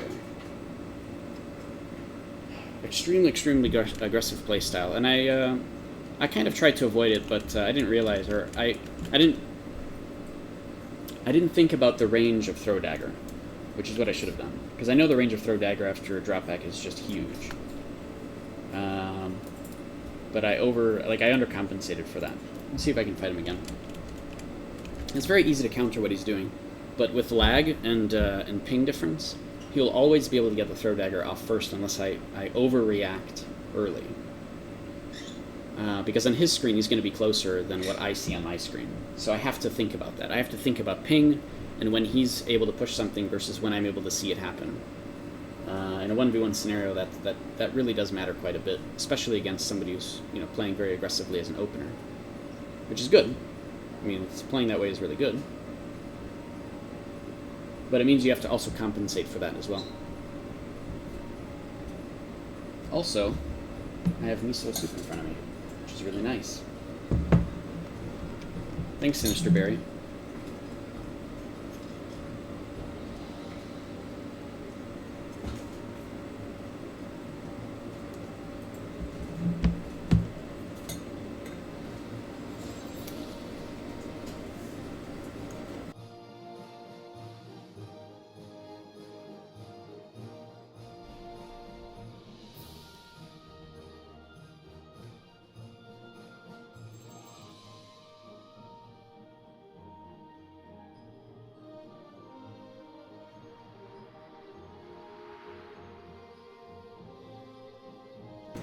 Oh, also while we're at it, let me switch back to my regular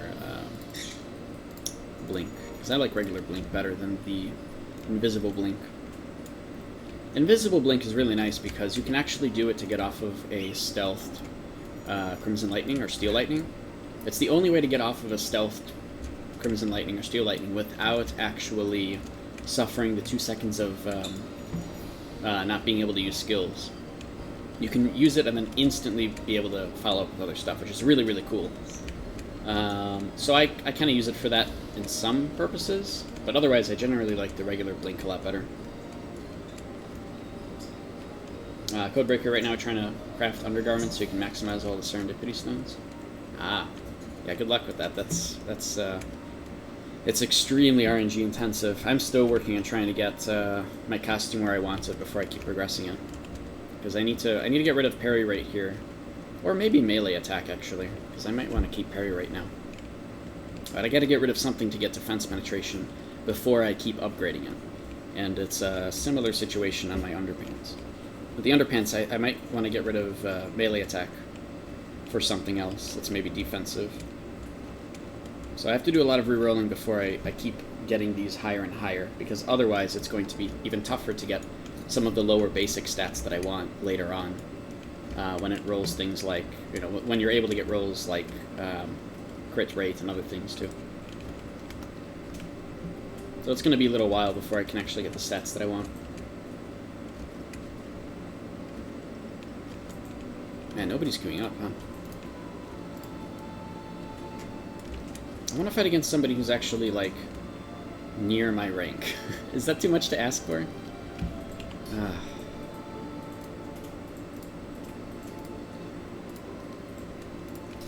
And unfortunately, yeah, Sinister Strike doesn't work. I have to use Basic. Basic sucks. Basic is great in general, but if you're just using it to, like, get close to a target and then follow up, the wave one is so much better. Your costume, you're waiting for the last 2 stats. Fight me. What, are you on AAU? Billy Cool? I had no idea.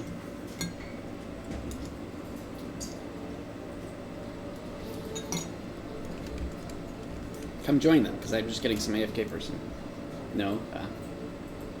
Well then. I'm not going to go on my legacy character, I can tell you that. I haven't played that in years. And, that's uninstalled as well.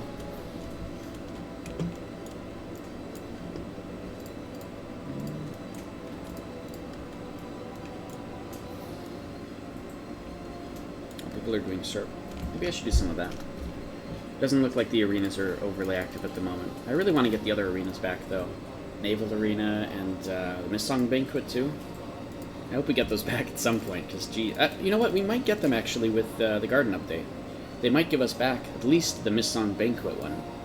I can see that happening. Naval Arena, they have to remove the rewards, right? Or something like that. So we'll see what ends up actually happening with that. You can share game files for both? Oh, so you can just give it to me earlier? That's okay. Oh, you can share game files in general. Oh, that's weird. I don't know. I don't want to deal with all of that. I don't want to even risk any issues with something breaking, because every time like UI resets or something, I freak out. I hate it. It happens too often anyways, so I don't even want to. I don't want to risk anything with how that works. Really cool. Codebreaker. Oh, it's wheeled. Oh, I see. Yeah. I don't know if I want to. If I want to, I guess I'll let you know, but I don't think I will. When you reroll your costume, you got the good RNG on your side. That's good. Nice. Congrats, then, because I have not had that luck. I mean, I don't know. I kind of have luck, but I still need defense penetration of my costume above everything else, so...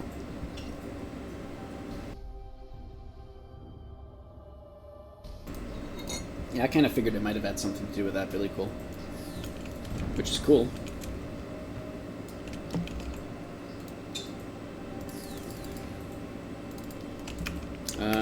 Let's see. Let's take Big Boy out and show him off a little bit. Oh wait, no, I need the statue buff, because, SERP runs. I don't know if I want to do SERP. I want to do Sea of Drowned Love. And we have Kadum in a long time still. I didn't do library. Let's see if somebody's online. Maybe not. What else have we got here? Maybe I should drink my soup. Yeah, let me do that before I get back into this stuff. Hold on. Guys, keep asking questions. If there's anybody here who has any questions about Archeage-related stuff, please feel free to ask. This is a really good place to go and try to learn more about the game. So if you guys are trying to learn more about anything, please feel free to ask those questions. Additionally, there's a lot of good information I put out recently on Reddit, as well as my YouTube page. But if you want quick links to those, you can check out my Reddit profile. I have the important stuff pinned to the very top. Those things include talking about how the height damage boost works, as well as how loot drop rate works and what loot drop rate is, and you know, very specifically talking about that to sort of debunk all of the theories that people have had. We did a ton of tests and approved it. Very, very easily replicable tests as well. If anybody's ever curious or doesn't agree with me, just go and try them. And what else? There's something else I posted. Oh, on YouTube I posted all of the staggers in the game and how stagger works, and that's also on the Archeage Research and Development Discord as well. A lot of good stuff there, because almost every stagger in this game varies to some degree. Some of them don't show up in the combat log, some of them do. Some of them disable Defiance for that person as well, and some of them don't. They're all very different, so you know, Art and I made a big list of those, and we shared it, so that one's not on Reddit. It's only on the Archeage Research and Development Discord, as well as on my YouTube. You can find out information about that. And if you guys have any further questions about those, please bring those up.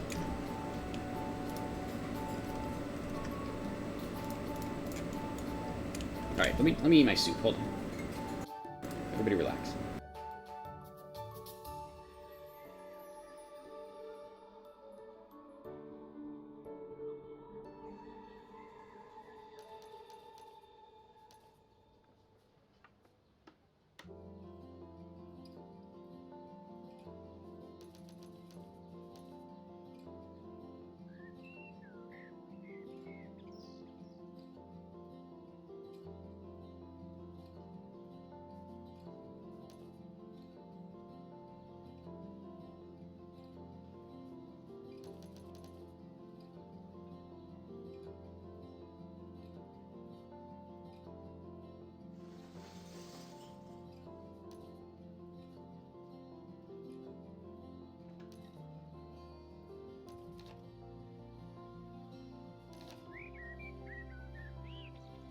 Okay, this is gonna stress me out like crazy. I hate free-for-all arena because of how much it stresses me out. With 6 people, this is gonna suck, but I don't care. Whatever. I think everybody wins if it's 6 people. Is that right?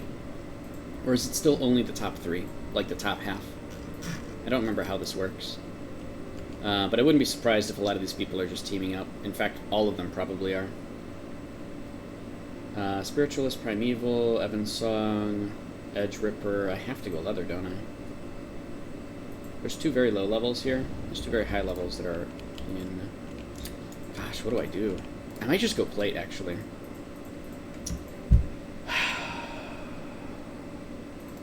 Oh, are you in here, Nudge? I hope you are.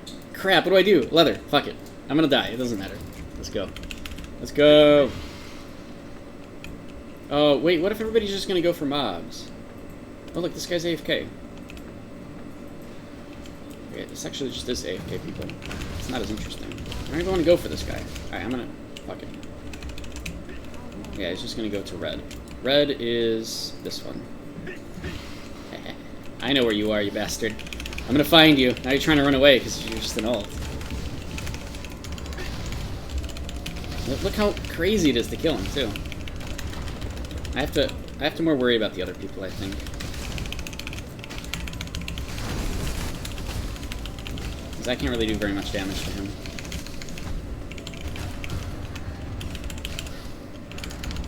No, come back. Aha. Oh, I think I'm gonna get targeted. Look, I can't even kill him. Don't you dare go in there. God damn it. Aha. Blue? Blue.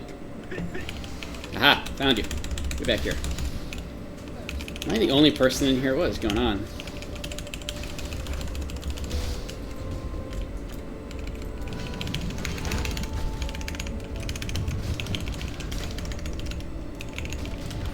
He went leather as well. Oh, he actually broke out. Wow. Okay.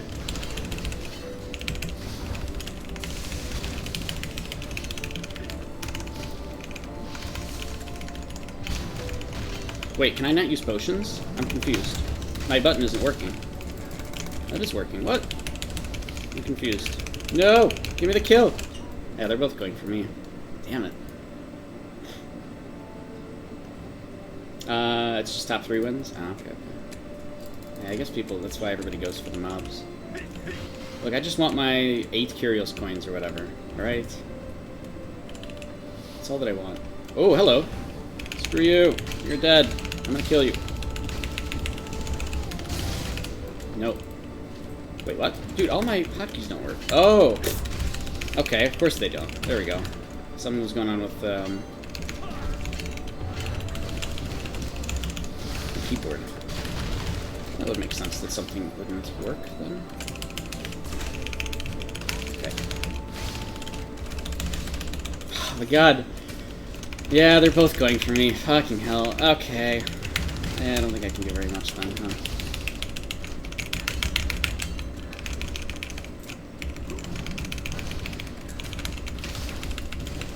He didn't actually get tripped. Oh, he did.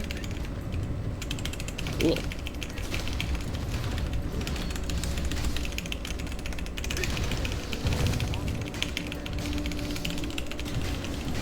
I don't think he got tripped from that. I think he's got tripped immunity. Oh, he does. But he doesn't have impale immunity.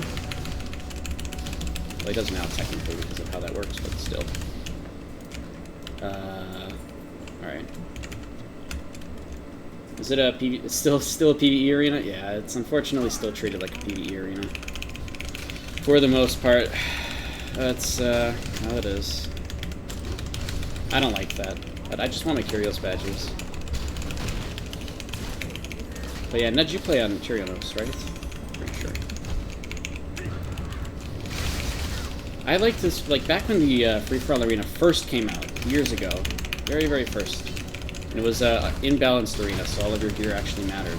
That was really fun. That was really amazing. I didn't even have that great gear, but I would always get first place. I would intentionally die just to reset mana. So I had a great strategy of just dying constantly, which is great. Wait, why does he have the number 1 above his head? Did I accidentally push that somehow? Must have, right? Yeah, I don't have any mana. Kill me! Do it! Oh, he's stunned. Just kill me! Come on. Please. Just kill me! Thank you. Now I have my mana back. Can't imagine how the leaderboard looks right now, though. Well, these 3 are just not doing anything. Alrighty. Hello. I'm glad that the people I have to fight are not in plate. That would have been a lot worse.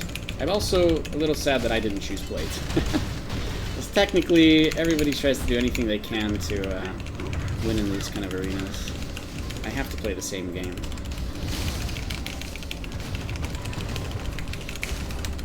Ah! No, come back!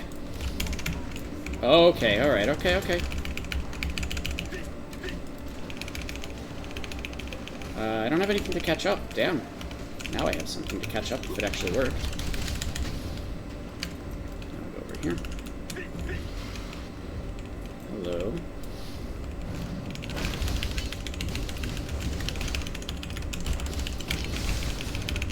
Oh, somebody's coming. That's not good. But I think I got him.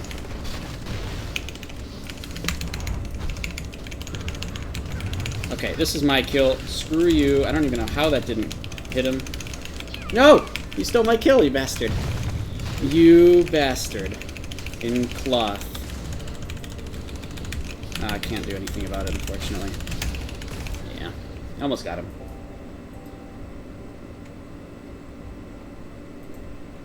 Two. One.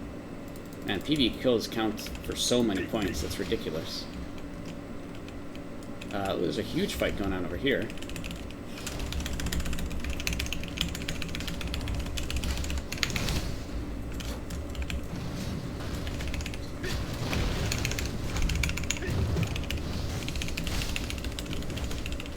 Stay behind him.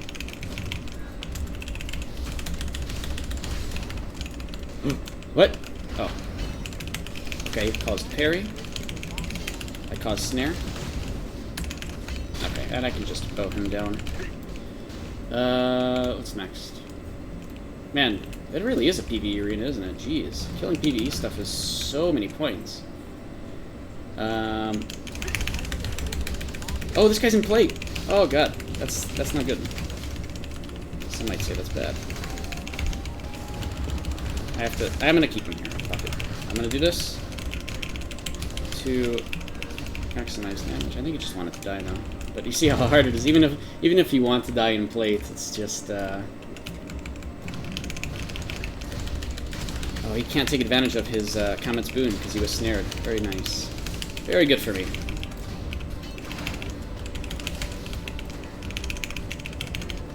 Snared again? Or not. That's cool. I don't need the snare. Why do we need the snare? That'd be crazy.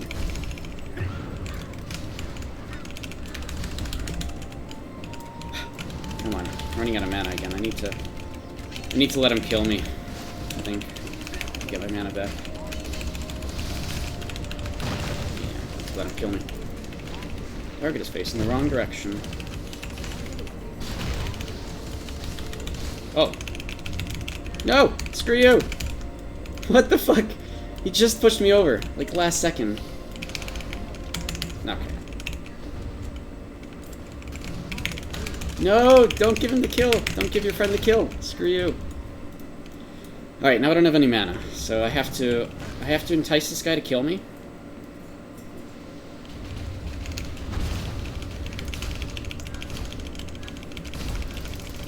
Yes, kill me. I think he got it. Yeah. But I ran out of mana anyway, so there wasn't much I could do. Am I anywhere on the board? Second. I'm only fighting against one other person, really. Hello. Cloth person.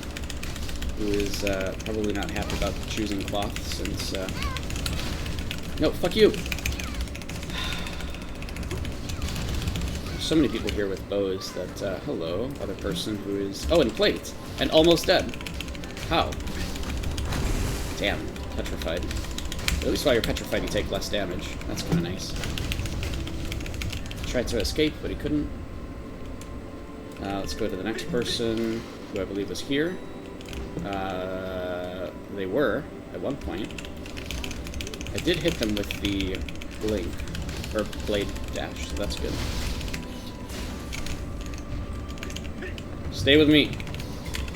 Oh, he's going the other way, too. Nope. Aha. Wait, what? Did that not work? Oh, it did. I didn't know if the impale hit him.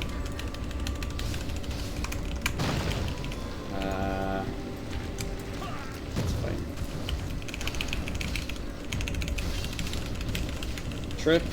Stun. He's kind of like phasing through the wall, which is a little bit interesting.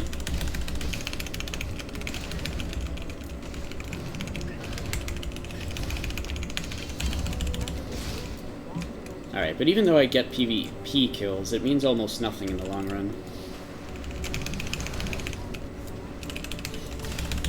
Blue? Okay, I can go to blue. Hold on. I'm going to blue. There you are. I could teleport back, actually. I don't think that would have helped, though. No, screw you! Oh my god! I think this person did something that caused me to not be able to, kill him. Or are they delayed on purpose? I really don't understand what happened. Damn it, everybody's just doing PvE. This guy has all the buffs for PvE. Holy crap, man.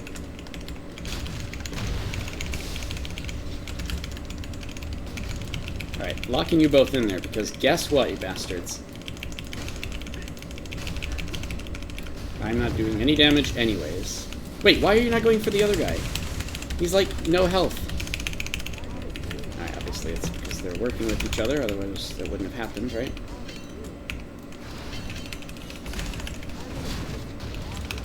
Okay, cool. I'm in a good position now. Unless, of course, it teleports me in the wrong direction, then I'm not in a good position. Damn it, dude.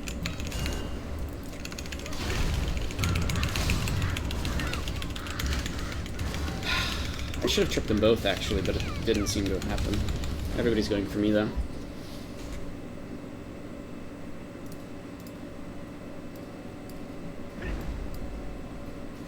Yeah, the arena's not really that much fun when PvE counts for so much. I wish PvE actually didn't go for any points. That would be pretty cool. Because then, going for the PvE just means you're only doing it for the buffs. Which makes perfect sense.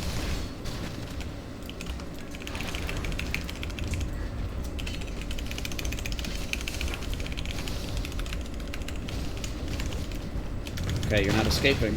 You use Defiance. Guess what? It doesn't mean anything. Of course it means something. Oh god. He was actually able to break out anyways.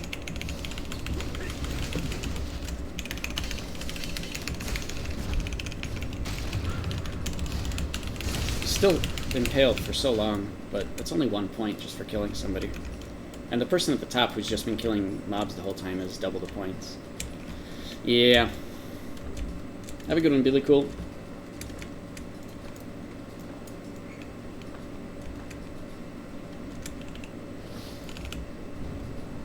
2 minutes left. I don't think...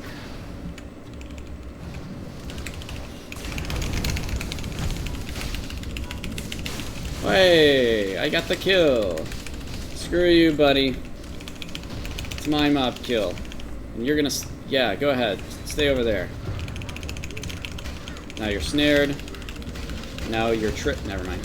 Why would you get tripped? That would be crazy. That would be too easy.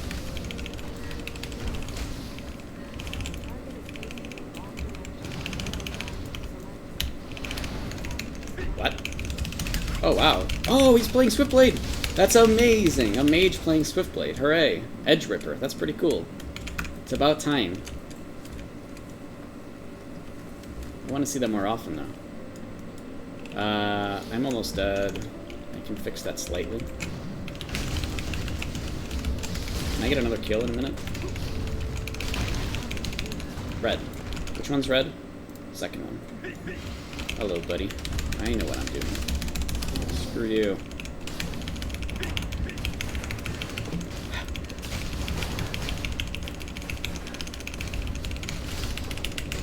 Well, what if he died to the mob? That would have been pretty cool, actually.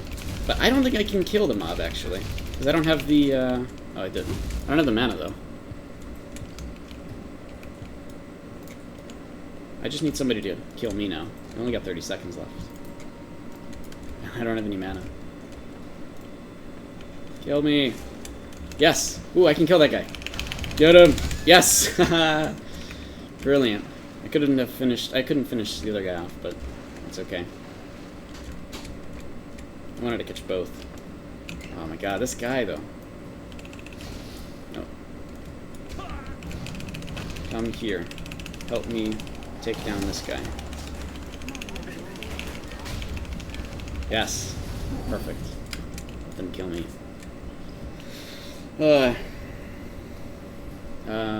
How many points did they get from PvE, though? I guess we don't know, right? But I know that they had, like, every single buff on, so that's all that they were doing. I guess they still got 11 kills versus my 17. That's not too bad. I just don't know. What do I actually get as a reward for that? I haven't done this in a long time. How many badges?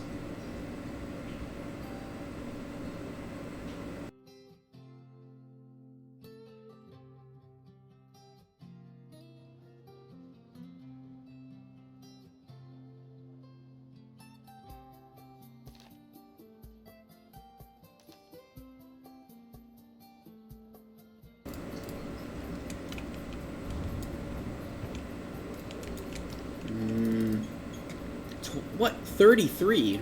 I gotta do this more often. 33 just for that. Huh. Alright. I don't want to fight the same people, though. Plus, if I go back in there right now, they're just gonna all gank up on me.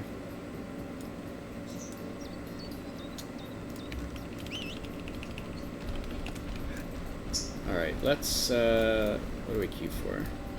Or what should I do? Oh, wait, hold on, when is Kadum now? Go back to that link. It's half an hour until Golden Plains battle, and an hour and 11 minutes until Kadum. Okay. Where am I in the Mirage Isle Fish Fest list? Sports fishing. Aw, man, Red Tip, you're only at 5th. The other people did actually get more. 490, 490, 493. Hopefully you still get in the top 10. There's somebody named Gwendoline. I know Billy Cool was Guinevere. I wonder if that's...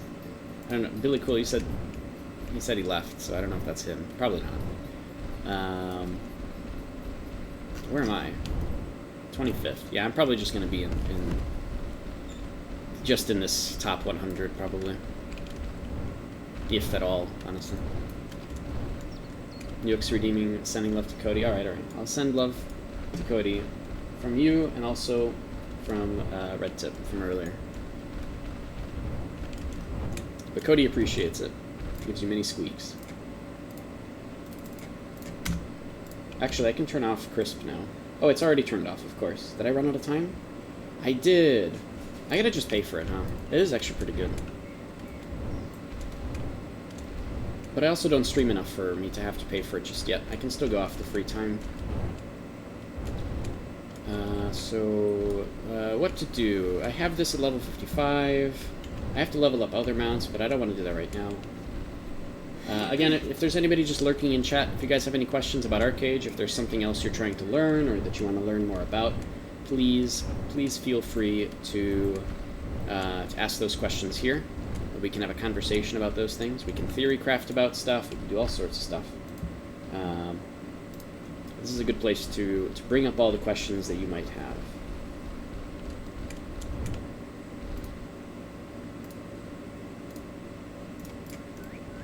And then again, if you like the stream, go ahead and follow the stream so you know whenever I go live. My stream schedule is completely random at the moment. So following would be a good way to actually get notified when I'm active. I don't really want to do 1v1 or low number battles. I do want to do Halsey, but Halsey on stream is tough. Yooks, you avoided getting a Dragon Boy because you thought only heroes could get it. This is the small Dragon Boy. And you can only use it if you have a castle, supposedly. The thing is, it says territory. Like, if you go into Halsey, it says that your faction needs a territory in order to summon it. And technically, everybody even has a territory. Technically, even the pirates have a territory because of this menu that shows owned territories for pirates 1, owned territories 2, Calmlands and Nuia, right? Pirates is Growlgate Island. So I'm sure that it's just a wording mishap, but we have to actually own a castle to be able to take out this guy. To use him, rather. So next week, if we do lose Calmlands, okay, I'll probably not able to, or I won't be able to use him for a little while, that's fine. I made this guy to have him permanently, so I'll get to use him at some point again. But it'll be also a pretty good test to see if it actually is disabled and you're not able to use him without a castle. Be a hero, question mark? What do you mean? Oh yeah, the big boy is, you have to be a hero, and it's a little different now. It's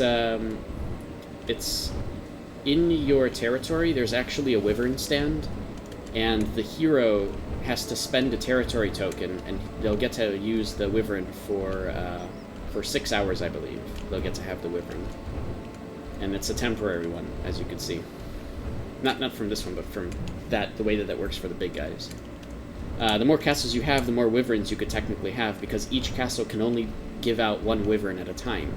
So right now, East has 3 castles, so they're able to use up to 3 wyverns at any point in time. Keep in mind, each one lasts for only 6 hours, or whatever the timer is, but it's like 6 or 12 hours or something. I don't think there's a cooldown either. I think you can just, once the timer's up, you can go get another one, or somebody else can. I don't remember how that works.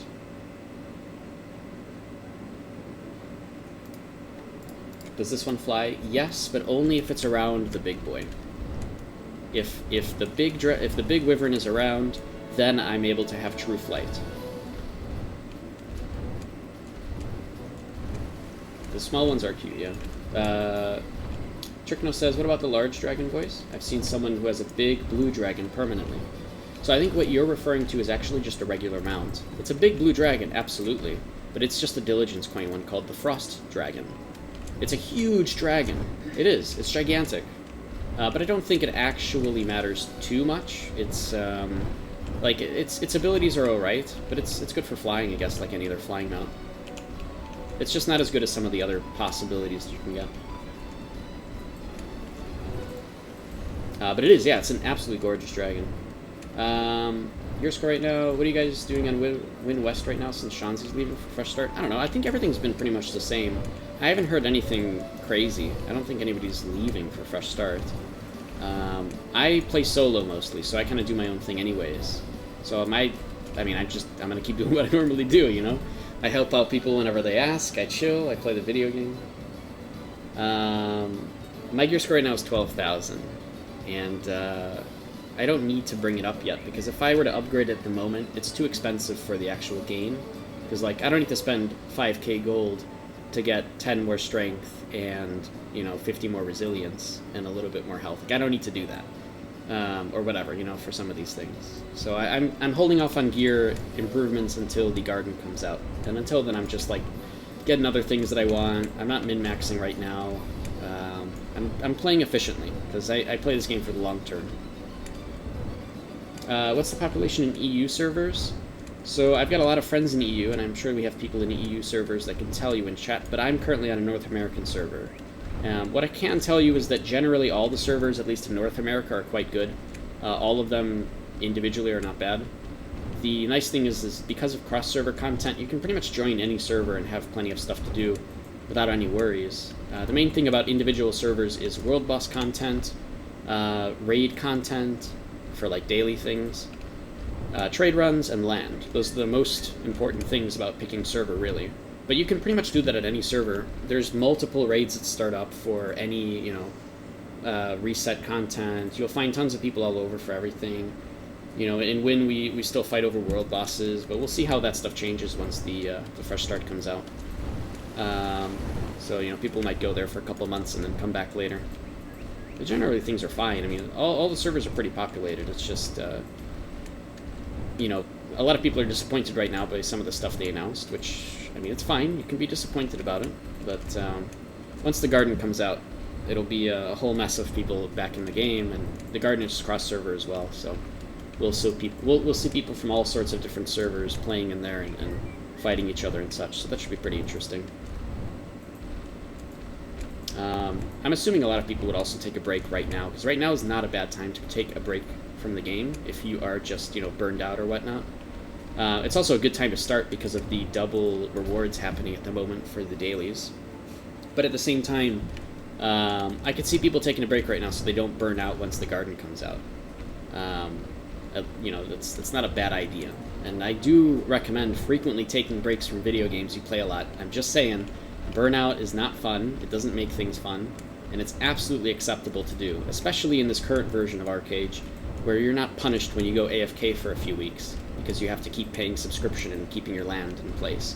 At least in current Archeage now, you pay for the game once, and then, you know, every 5 weeks you log in and pay for your land until you're ready to play again, which is awesome. It's much, much less stressful than having to also maintain a patron every so often, and paying for it every month, like Old Legacy. So things are pretty good. I'm pretty happy with how things have progressed, even if it hasn't been necessarily what they had originally intended. But I'd rather that they do some things like they have with, you know, charging for DLC than shut down the whole game entirely. So I'd rather take this the way it is. Or, you know, the other option would be they bring back pay to win into the cash shop, right? And I don't think people want to see that either. So it's not bad. Not a bad state right now. What do I want to do, though? I don't know what I want to do at the moment. Let's see. Is there any raids for Sea of Drowned Love? I should probably just make my own, honestly. Looking for DPS. Yeah, alright. We could do library, really. Oh, never mind. They are not online. Cool. Tank or healer? Wait, but they only have 3 people. Yeah. Oh, I need to do the Hereafter Rebellion. I don't know if I want to right now, though. I want to do something... Like, I guess I'm just waiting for Halsey in 15 minutes, huh? And let me also bring back some other things. Let me put back Wave Sinister Strike. I don't think I'm going to do 1v1s right now, so I might use the Stealth Blink. And then I need to get the statue buff again. Do you not get labor on a trial account? No. That would have been crazy if they did it. Yeah, it sucks, because the trial people aren't really going to be able to experience the game the way it is. I totally agree. It's a weird thing. Wait, what? Wait, it's not active. Okay, I don't know what's going on. There we go. But yeah, so you cannot get labor on a trial account. It's, otherwise people would abuse it like crazy and just make a bunch of alts and use them to do stuff to make money and then delete those characters or something, right? So yeah, they disabled labor regen on trial accounts. It's not a perfect situation, but people do get to join the game, I guess. It's just, yeah, it's a pretty big limiting factor, absolutely. Here's the thing, you don't necessarily have to upgrade your gear. You can get to level 30 really easily on just the basic crap. Because it's mostly, it's kind of around, like, meant for that. It's not really a big deal. Once you get to level 30, you would gain access to the Arc Pass. And so technically at that point, then you can start to do the Arc Pass rewards and gain labor rechargers that way. And then you can use those labor rechargers to pretty quickly get your gear up to some degree. So that is one way to progress, but you do have to get to level 30 for that, and that means playing through the entire main story quest up to a certain point, which isn't hard. It's only a couple of hours to do it, honestly. And you would have to do it anyways, even if you are trial or not trial. It doesn't really speed up the process. The equipment upgrades are nice for sure, of course. It does help and speed things up, but it's not impossible to get to level 30. It's actually, I don't know, it's pretty easy. Plus, the game is scaled so differently now, and you don't necessarily need gear because of how much straight-up damage some of these abilities do. For example, Precision Strike already does 2k base damage, and yeah, it's 500% your melee attack, for sure, it's nice.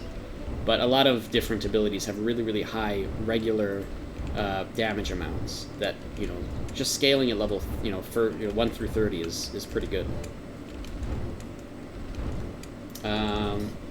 It's not that bad, but for a new player, and as you're saying that they'll probably quit before then. It's true, yeah. Unfortunately, it's, somebody who's not asking questions, not trying to learn, or not reading, or just confused because of all of this, yeah, it's, a player would quit before anything, which is really unfortunate. Which is why I'm streaming right now, because I want to go and help people out.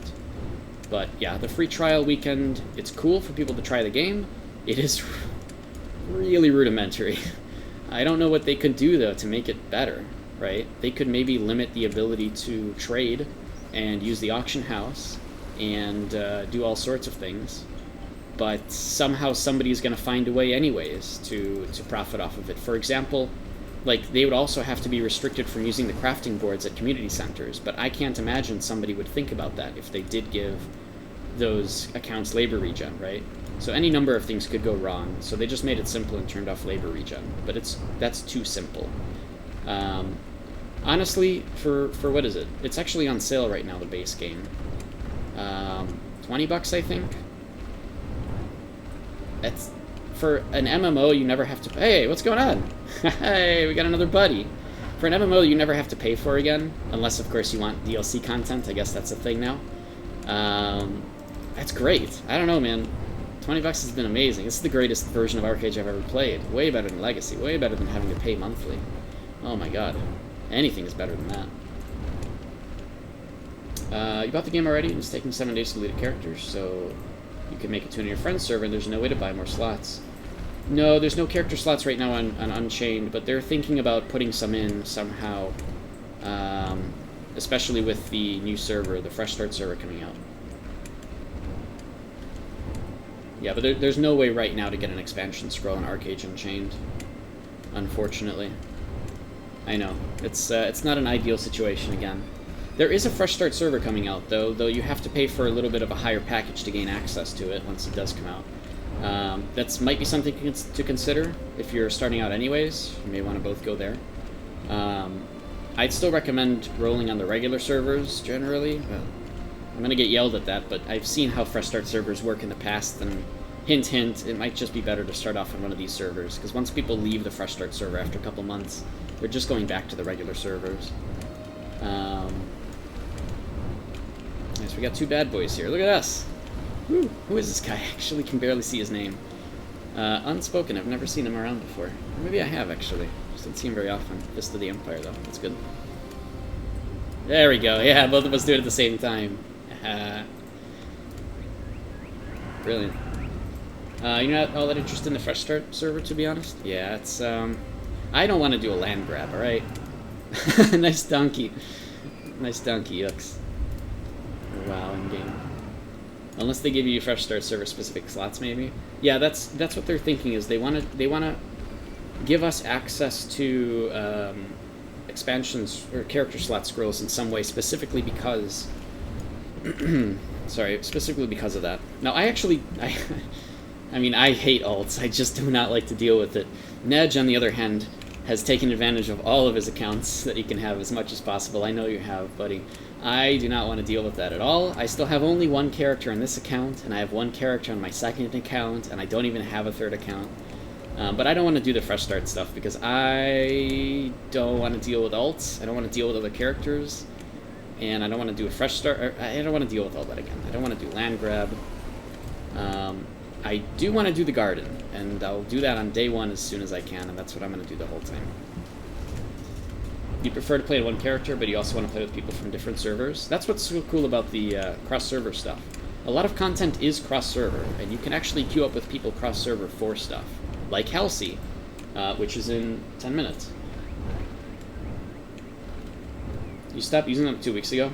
You only have them to hold land and craft? Ah. Yeah, that's pretty much what I'm using my second one for. My second account, all I do with it is make tax certs that are tradable and sell those, and then I log off and, like, get back on this character and then AFK. Like, I'd rather AFK on this character than do anything on my alt. Absolute fact. It is too much maintenance. I don't like having a second job, you know? I play for fun. And I progress just fine. I progress better than most alts do in general. Like, I barely use my labor at all. But I do a lot of auction house flipping. It's a risk to do that, so I have a different income regardless of labor anyways. So I'm able to keep my gear where I want it and get the fun things I want, like this wyvern, you know? Just a fun thing that I wanted to get, so I got it. And it's fun. It's genuinely cool. I'm really excited to use it and stuff. If you have nothing to do all day and only have Archeage, then it's cool. Yeah, I mean, if you run out of labor on your main character and you're bored, and you're already done with all the dungeons, and you're done helping everybody else, and you got nothing else to do, and you still want to play Archeage, then yeah, I mean, you can either keep running arenas and stuff, doing all this stuff, or, I don't know, yeah, I guess get an alt. But I barely use my labor, so, like, I've started using my labor for Hereafter Stones to sell, just because I want to get 50k proficiency and everything. So I need 30k technically, and then I would use the Dawn's Drop stuff to get up to 50k. That's kind of the plan right now. So I'm getting Masonry a little bit out. And I'll keep doing that for a bit. I got Mining up, I'm happy with that. I got Machining up, I want to keep getting Machining up, because it's so good in boat fights. Alchemy I got up. There's a lot of other things I'm working on.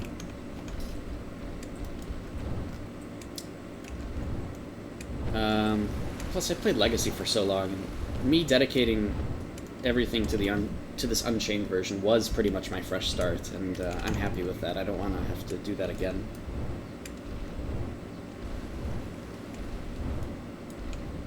Oh wow, do you want to actually do library? We could probably get a team for the 4th boss. Looking for this person's AFK. Wait, is he in chat? Prince of... Oh no, he was on. Damn. Who else is online? Yooks, where are you, buddy?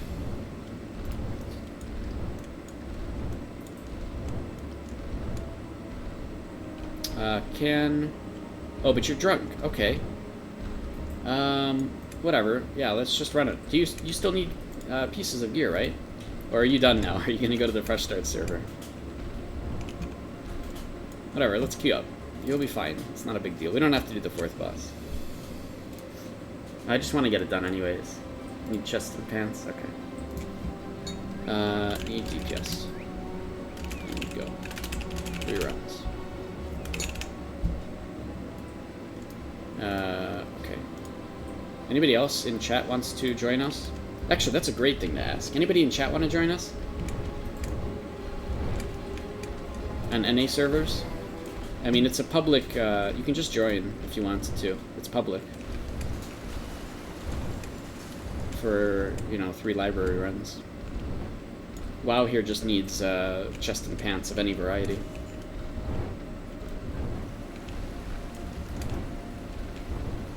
And I'm pretty sure we can carry people if you're lower gear score, so that's cool too.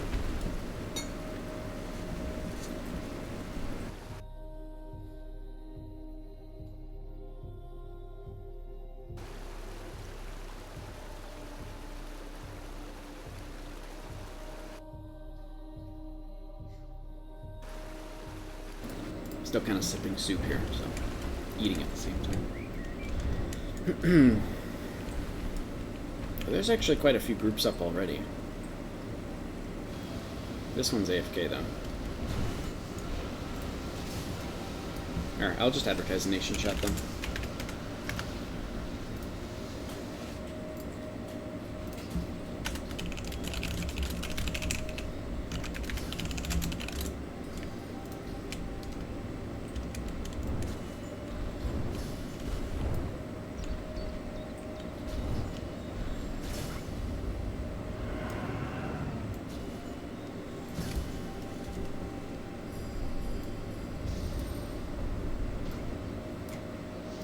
I love having 4K display.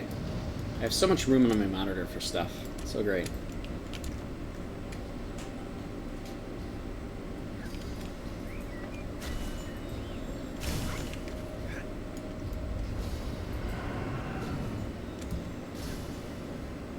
There were some things that I wanted to test though with the siege damage on the Wyvern. I have to find time to do that at some point.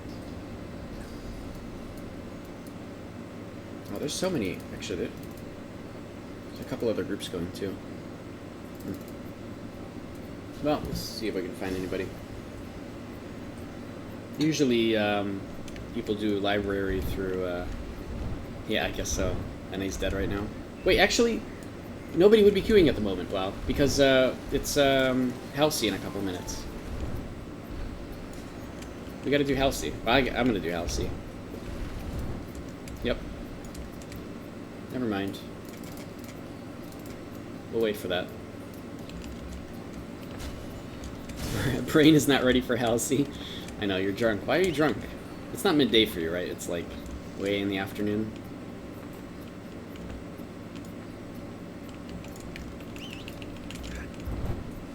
$8 p.m. Alright.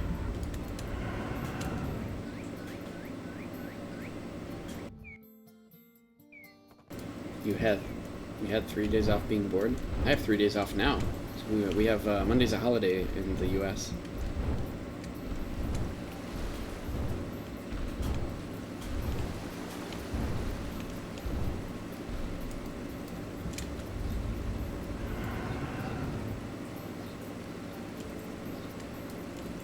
Had Friday, Saturday, and Sunday off. Ah. So now you're just chilling. Wow. I see. Good.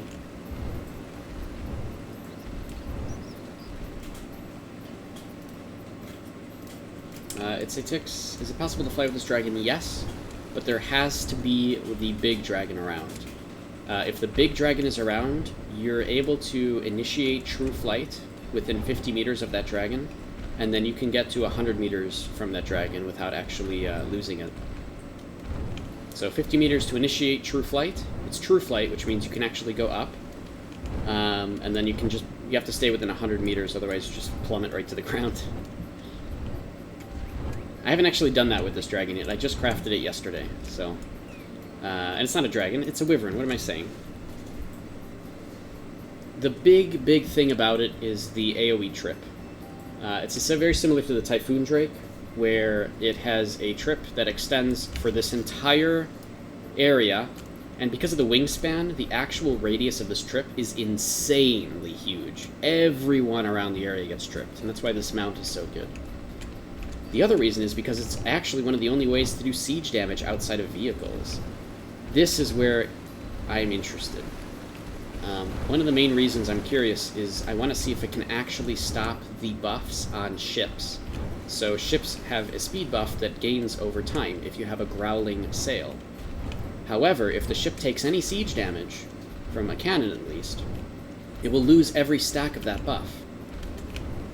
There is a possibility that I can use this from a range, or even just, from ship to ship, to remove that buff from a ship that's chasing, or from a ship that we're trying to chase, or something of that sort. And because of that, I have a lot of experimenting to do. And if it doesn't work for that reason, that's fine too. But having siege damage on hand like that is actually quite interesting, and I'll be very happy to experiment more with it soon enough, once I have more time and I have more experiments and stuff lined up. Well, I'm going to invite you to a team, by the way, once this starts, and then we'll queue up together.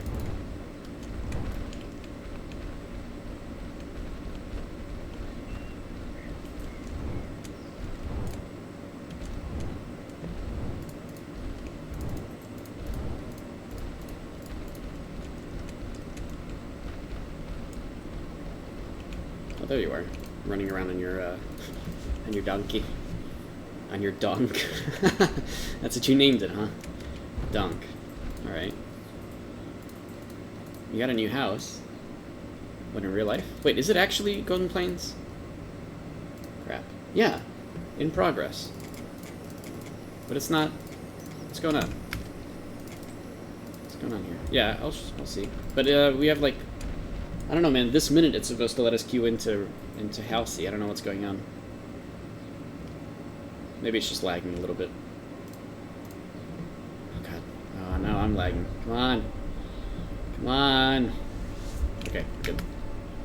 Halsey. Recruit. Private. Wow. Team invite. Got it for 1,000 gold. Oh, it's already an upgraded one. That's pretty good. Wait, was it already upgraded, or did you upgrade it? Oh, wow. And you picked an interesting spot for it. Huh. That's cool. What's this thing? Housing Provis Boy. Ah. Okay. Yeah, it was upgraded. Is this literally the only plot in this area? What the?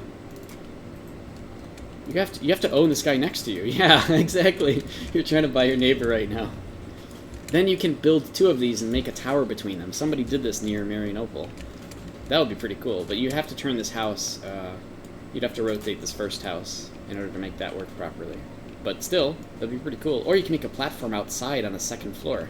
Ooh, that would actually be pretty cool. You could do it with, like, really easily with boxes. I used to make platforms and stuff in the air like that all the time. It's really cool. Alright, this is actually a completely full Halsey. Every single faction is full, including pirates.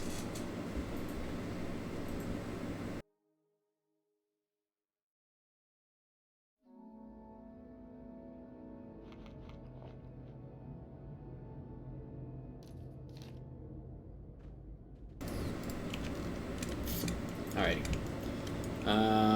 Optimization mode I have to do, I think, but I'm still going to keep playing melee. I don't like playing with this. It actually hinders me quite a bit because I can't see effects and stuff. But I kind of have to do it when I'm streaming, so I won't be able to play at my best, but that's okay. It's not a big deal. Additionally, I have a blur that I can use if I can find it. Oh, it's already on. Wait, has the blur been on the entire time? The blur near the top of my screen? Oh, I had no idea. I would have turned it off had I known. Okay. Well, the top of the screen is blurred, so you guys can't see Raid. Forgot about this. I didn't mean to keep that on, actually. Outside of actual Raid content.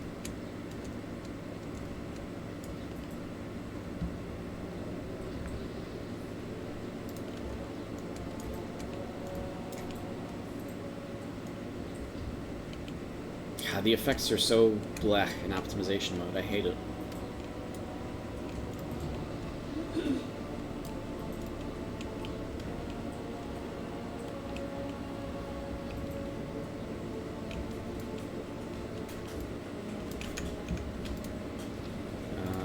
Okay.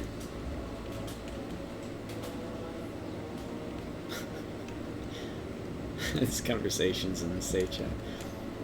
What's up? Fucking COVID. Yep. True story.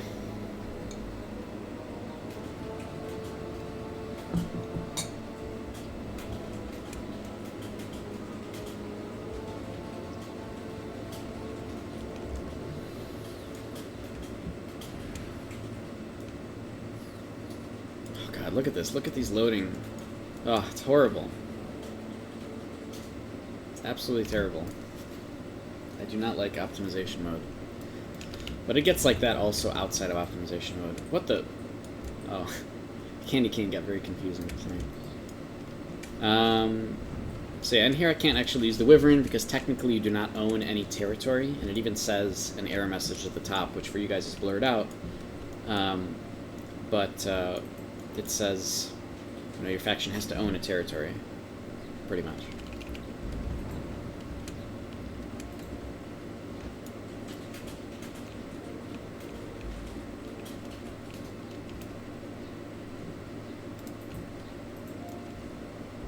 Alright, come on. Do we really have that many AFK people that this hasn't started yet? Ugh. Like, we had 220 people at the start, but people probably waited out the timer or were AFK, and now people are AFK still. Ugh.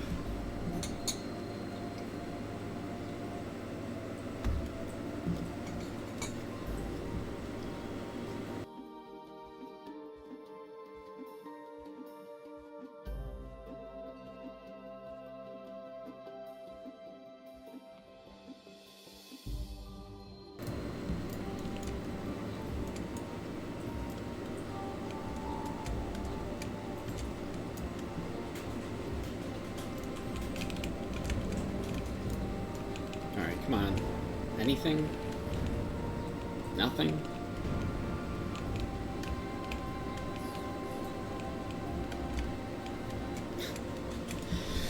Oh well. Maybe now is a good time to ask questions then, if you guys have any. At least until this starts. Again, mostly streaming just to answer questions for new players during this trial weekend. I mean, I've been kind of streaming for the past couple months this way just because I do want to help people out and help share information, so...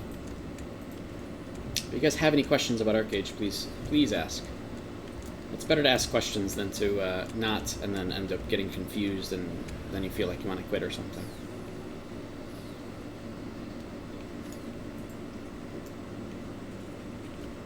And it failed, of course.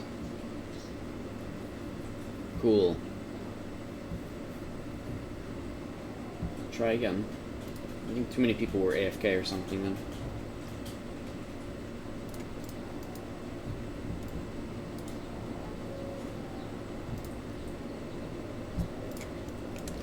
Well, at least you get to show off your house a little bit more, wow. But go ahead and ready up and we'll go back in.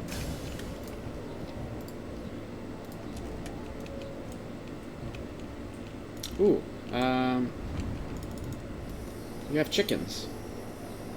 What are you doing with these chickens? Yes, your pro gamer house. You got books. Oh no, these aren't the chickens.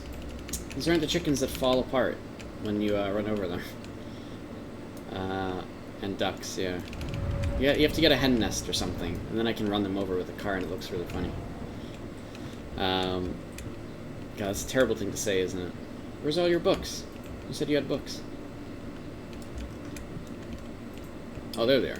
You have books. You have 2 books. Yes, true. It's you're right. You're correct about books. It is plural.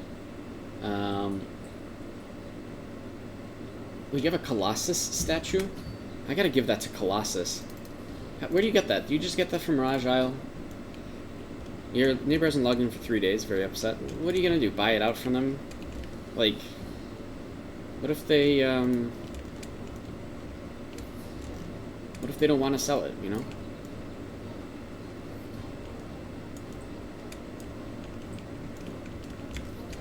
Yeah, so buy it 20k, no problem. Don't pay 20k for that, please. I don't think it's worth that. But, if you read... What was this picture of a cat? Is this your cat? Why does he have glasses on? That's very cute.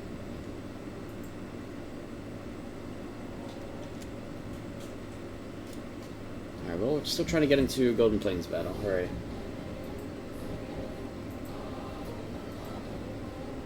It's Chunky Cat from Instagram. Okay. Got it. Follow me. Wait, why would you show a secret farm on stream? Look, we have a thing. See, we gotta go in now. Don't show secret farm. Just kidding. Oh, okay.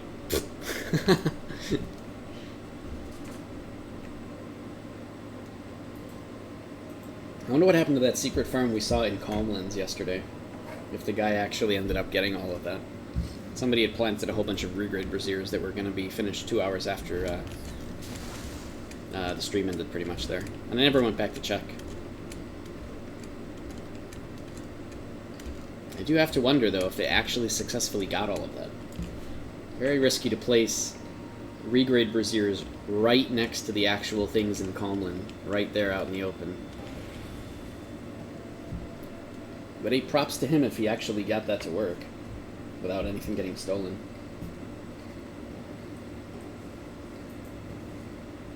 Same house as me. We should have queued up together then. Or are you on East? Or how? Blah blah blah. Or Pirates. Fruck, awesome.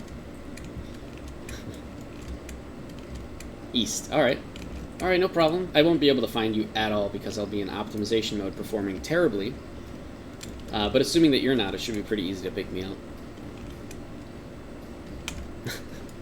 God, I hate optimization mode. I can't stream without it, though. Not in here. Oh, you're right by me? Oh, it's you. Hey, we're chilling. Alright, well, I'll get to fight you in a minute, then. Wait, hold on. What class do you play? Fanatic. Alright. I can generally know where to find you, then. Good luck. Yep. Good luck, have fun. This, this could have obviously just be a big steamroll, or not. We'll see. I mean, I've had some pretty damn good houseies lately that have been really, really even, like, right up to the actual, like, minute. Like, the last minute, you know, people are fighting for score. I hope it's one of those. Those are really good. Yeah, if it goes. Yeah, that's a fair point, too, if this even starts. I guess we'll find out.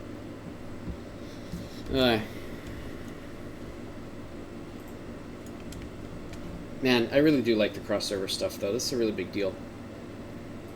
The fact that I have freedom to actually play with viewers is pretty good. Granted, I haven't done that very much. You know, I haven't actually queued up for people or with people for stuff. The Garden makes it so that I can fight people from other servers, so at least there's that. Yeah, I guess it's a bummer that I can't team up with people from other servers. That would have been pretty cool for the Garden. But it's okay. I like the PvP aspect better anyways. Oh look, he's RPing. That's cool. Alright. He's walking around. Oh wait, it's Nedge! Hey, we got another one. We're all chilling. I get a bunch of people on East that I know now. Brilliant.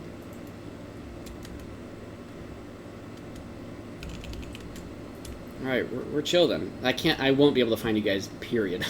There's no way I can find you guys or pick you out in battle, because everybody looks the same, and optimization mode is absolutely horrible with effects. But feel free to try to find me. In fact, I think my regular build is just the one that I'm actually good at, so my regular build should be good for this, to not get picked off. Zephyr, you got a question? On a 1v1?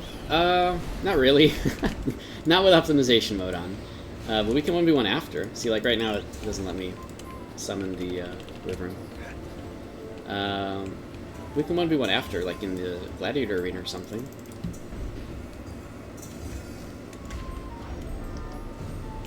god, I'm already screwing up. Ugh, it feels horrible.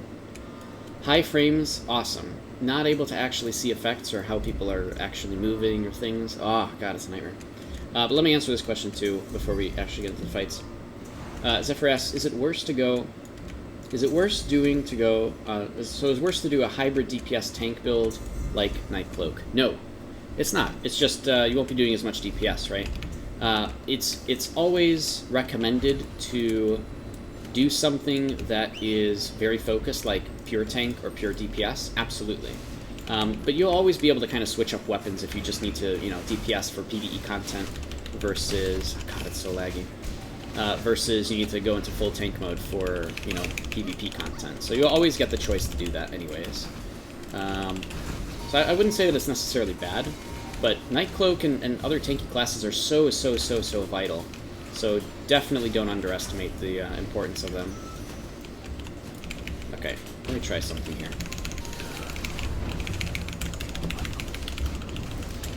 Oh, go there. Ah. Oh crap, I'm dead.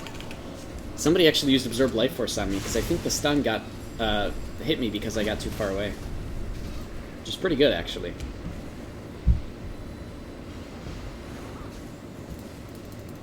Yep, good luck, have fun. Looks like so far Haranya is taking the lead.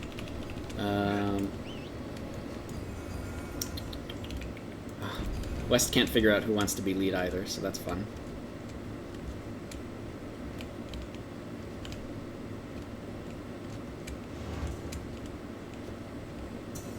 Alright, West has to figure out who's leading first, and then I think we'll be okay. Although the score might be a little bit too out of our favor. Oh wait, hold on. Let's upgrade some cannons.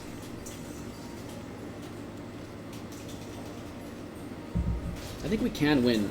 It's just we need the we need everybody on the same page. We could make this into a really good fight.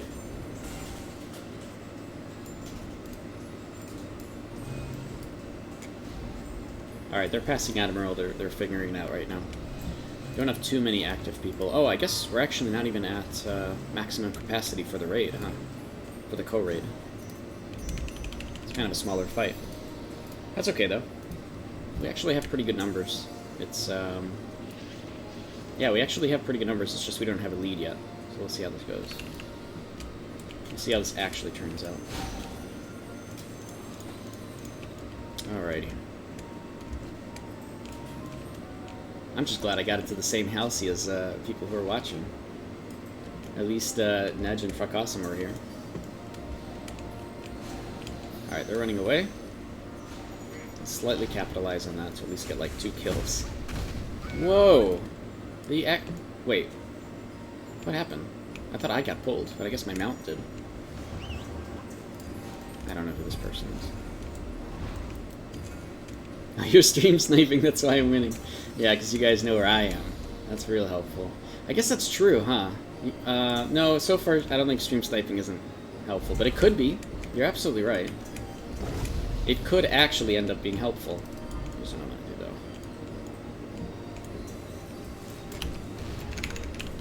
though. Oh, crap. I already instantly regret what I just did. That was terrible. I think I just need to use regular blink. Because without... in optimization mode, I can't do things as quickly. So I need to use regular blink to play my regular way. That might be what I need to do. It's too laggy otherwise. Rather, it's not optimization mode that's causing it, it's the streaming, right? Streaming is causing me to lag quite a bit in these fights. So let me switch things up a little. Which could hopefully help. Oh.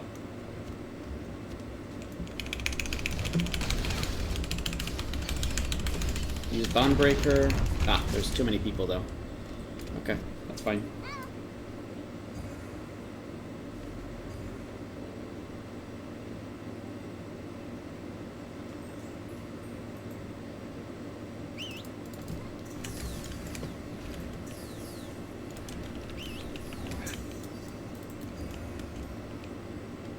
Do we still not have a lead? Oof, not really.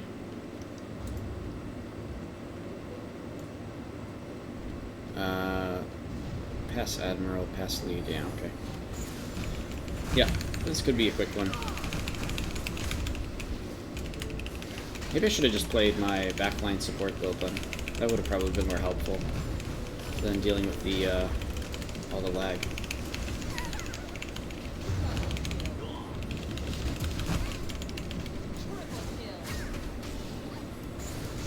Yeah, we still don't have an actual lead. They're asking this guy to pass Admiral. Ugh. Hey, he did it! He passed Admiral! Hooray! We finally did it, chat. We have a lead.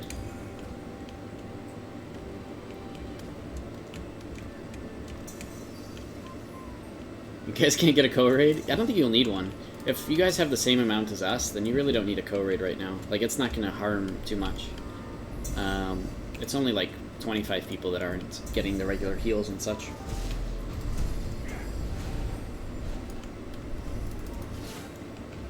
Alright, here we go. We could still win this, technically. This is salvageable, just because of the way that Halsey works. Oh man, this guy has so many shields. Holy crap. Okay, fine. I will leave then. Jeez. Couldn't do any damage just because of shields. How am I not doing any damage at all? What's going on?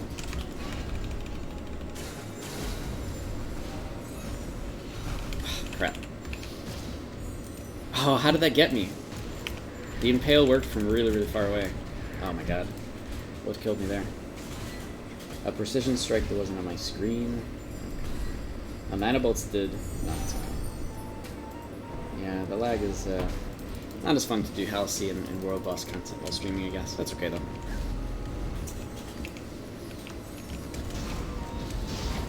Not that big of a deal.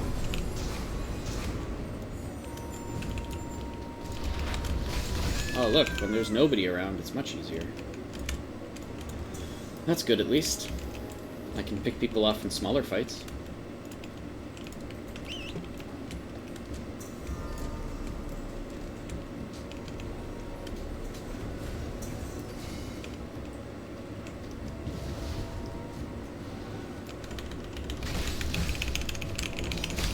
No!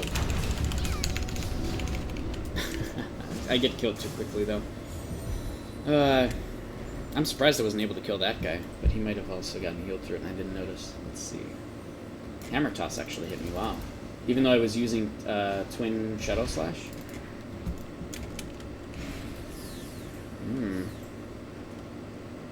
Wait, somebody dive bombed me there? Oh. Wait, but they missed. They attacked me with dive bomb and missed. Huh. I didn't even know the dive bomb could miss. I wonder if it's based on regular accuracies then. Alright, that's way too many people.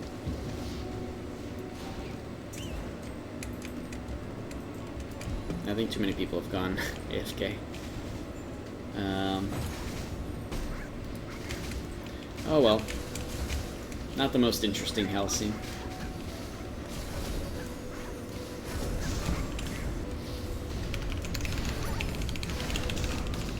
That's fine. Frigid Trex got me, but I should be able to, How is this guy not dying? Oh, he's a skeleton. It's probably just full stamp. What is his health? 47k without buffs. Jeez. Okay. And actually with only 11k gear score, that's quite impressive. So they didn't really get too many other gems then. They're probably using honor gems. Alright, what's the best approach here when I'm lagging? Not that one. Well, that was Retribution that hit me, I think. No? Ghastly Pact? No. Oh god, yeah, anything kills me. Oh, there's a lot of people though. Alright, next Halsey. Can we end this one? Still 98%. Can we not actually hit the relic yet?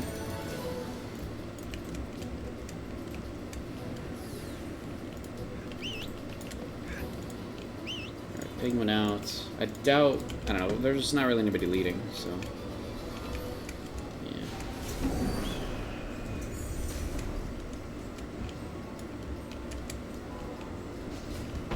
I'm not sure what people would do, though, besides, you know, coordinated pushes. But they're not even doing that.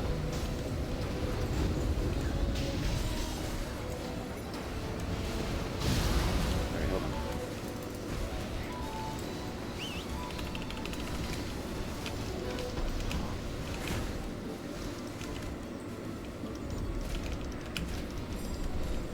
God, what is going on with my screen?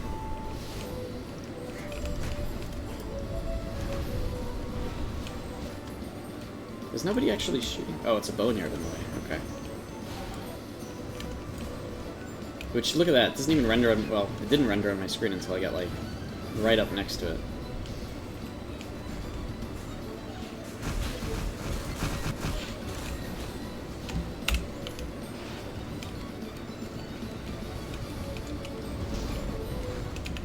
Okay. God. Come on. Get one person?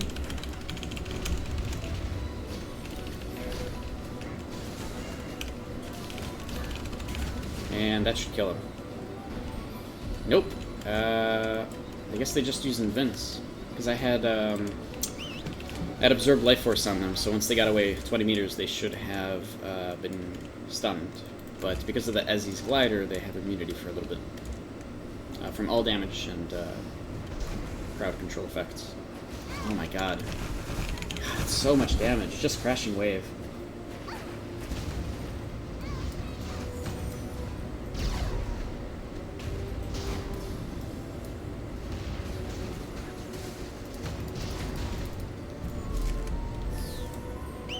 It will be interesting to see a fresh start after the Garden Patch, though. Because the Garden Patch obviously has a whole bunch of different rebalancing of some skills. It doesn't have, like, the archery stuff that really does need to come in. Or maybe it will, who knows? Maybe we'll get some of those, like, more recent stuff that XL just got for their region. Or that XL just delivered in Korea. That would be crazy to get that right now from the start. I wouldn't be surprised, because they've given us different stuff from later patches very often. And if they were to give us the changes to, like, stats, which, I don't know, I still doubt that would happen, but if they did, that'd be pretty cool. Okay, actually, this is pretty good to have protective wings.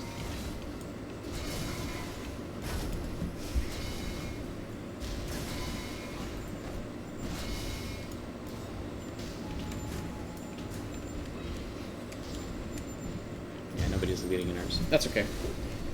It's a shame. We couldn't get an actual interesting Halsey. Yep, GG. You guys will get 200 more honor points than me. Is it actually a difference in 200? I don't even remember anymore. It's very small.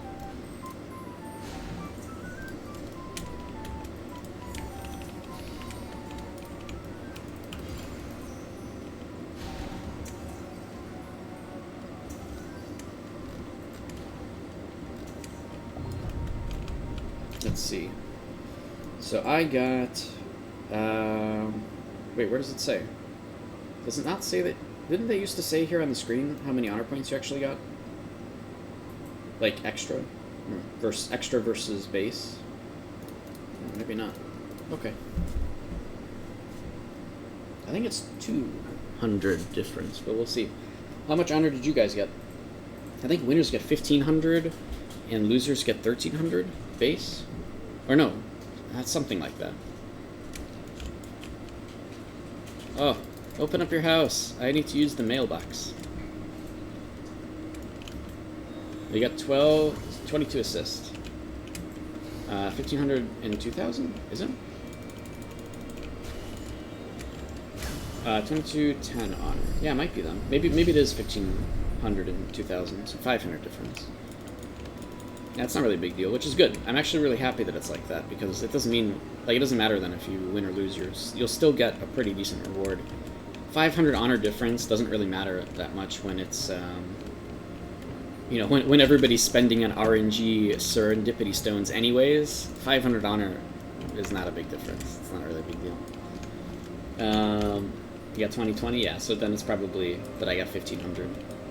If WoW was going to open up his house, we'll try to queue up again. Actually, wait. Do we want to queue up again, or should we? We should probably wait for Kadoom, which is in 15 minutes. I don't want to do this. I want to wait the 15 minutes because I'm afraid. I'm afraid. Wow, I don't want to do this. I'm scared. I'm a scaredy pants. I really want to do Kadoom. It's banned. All right, you can queue up though if you want to go again. I want to do Kadoom. Faye Pixie, what's a noob-friendly... What will be a noob-friendly class? I mean, it still depends on what archetype you want to play, right? Do you want to play melee? Do you want to play range damage? Do you want to play mage? Do you want to be a healer? If you're just starting out, then I do encourage to go at least with skill sets that do damage, because then you can go and you can actually, you know, kill mobs and get your quests done and farm mobs and you know, be able to progress. But since you're able to actually go and level up tons and tons of different, you know, all of these skill sets, you can level up all of them, and then it's very encouraged to go and switch them up frequently based on situation. Then later you can go and use your higher skill sets that you currently have for DPS to level other skill sets one at a time. There's a lot of good ones for early game leveling. One of the ones that people tend to use is Malediction with like Sorcery and maybe Aromancy or Songcraft to move around. So like Spectre was a really good one for just starting out. You don't even need gear for it, right? You're just doing it to get to level 50 or whatever, and then, you know, then you just switch to regular gear or whatever. So you don't actually get your Haram gear for it, you get Haram gear for what you want. There's a lot of different builds that are good for that. Spectre is one really good recommendation for leveling, just at the very beginning. Archers in general are very good. If you do some kind of archery build, maybe archery, maybe Songcraft still for the movement and to be able to walk around really fast, but Ebon Song is a good one. There's a bunch of different ones. Melee is good too, but since you have to actually get up close to your enemy, it's not as efficient as the other two, which can kill things from range in the early game. But still, at the same time... Oh yeah, so it is 1500, because I got 1510 for Halsey. At the same time, though, you can clock your house again. Wow. So I don't steal all your stuff. Anyways, at the same time, like, I leveled up right from the beginning with Melee, because that's what I wanted to do, and I already wanted to, oh, it's on Guild? Okay. I already wanted to, like, just start getting all my Melee stuff right away, so I had started already, like, right out the gate with my class when Archeage Unchained first came out. Which is fine, too. There's nothing really wrong with that. If you want specifically noob-friendly classes, things that are easier to work with, at least to start while you learn the game, I do recommend some of those higher damage ones that you can at least then, you know, you can still work with other people and team up and actually go and level up together and such, especially with a guild, which I do encourage, of course. And then once you get into PvP content, if you're starting on one of the current servers, there's lots and lots of classes you can level up later and play to be able to help support from the back lines. So, like, if you don't have enough DPS, or I'm sorry, if you don't have enough gear to have the DPS to help, then you can play other classes to help kind of keep people around you alive, you know, while also disabling enemies. So I talk about this a lot, but there's a lot of different backline support classes that exist. I even play a couple of them too because I do enjoy them. Even though I enjoy Melee more, people don't tend to do these kind of things, so I do it myself. And there's different ways to play those. What's nice about these kind of classes is that you can go use this to play from the back lines, you'll rarely die, and you'll get to kind of see and understand the game while learning it without the gear, right? While you level up your actual gear. So for example, I like to play Eidolon, because there's tons of ways to keep my party alive while disabling the enemy, while also disabling individual people like tanks, you know, and then moving on to other targets and such. But there's a lot of different classes you can play like that, usually involving Songcraft if you want to help bard people, you know, like barding and giving people songs for extra defenses. And there's, I think it's pretty much all that I wanted to say for that, yeah. There's tons of different ways to play. My honest suggestion to you is just play the way that you actually want to play right out the gate. You'll figure it out. You'll learn how it is. It might not be the best class ever, but you will learn the strengths and weaknesses for it. You'll figure it all out. Don't be stressed about anything. Don't be stressed if somebody says you have a terrible build, because trust me, it is still good. It's just good for different reasons. For example, people don't like, for some reason in NA/EU, people really undervalue these kind of backline support builds. You never see them, but they're so critical, and we just haven't figured it out yet on North America and EU. However, a build like this is just not great for damage, so it's not that great for leveling up to start with, right? So while it's fun in endgame PvP or whatever, if you're going to do this on the fresh start server, probably not as great of an idea right at the start, because you still want to have some DPS to be able to help people out. Unless you have a bunch of friends already, and they're going to be able to help you, right? Like, healers on the fresh start server have to exist.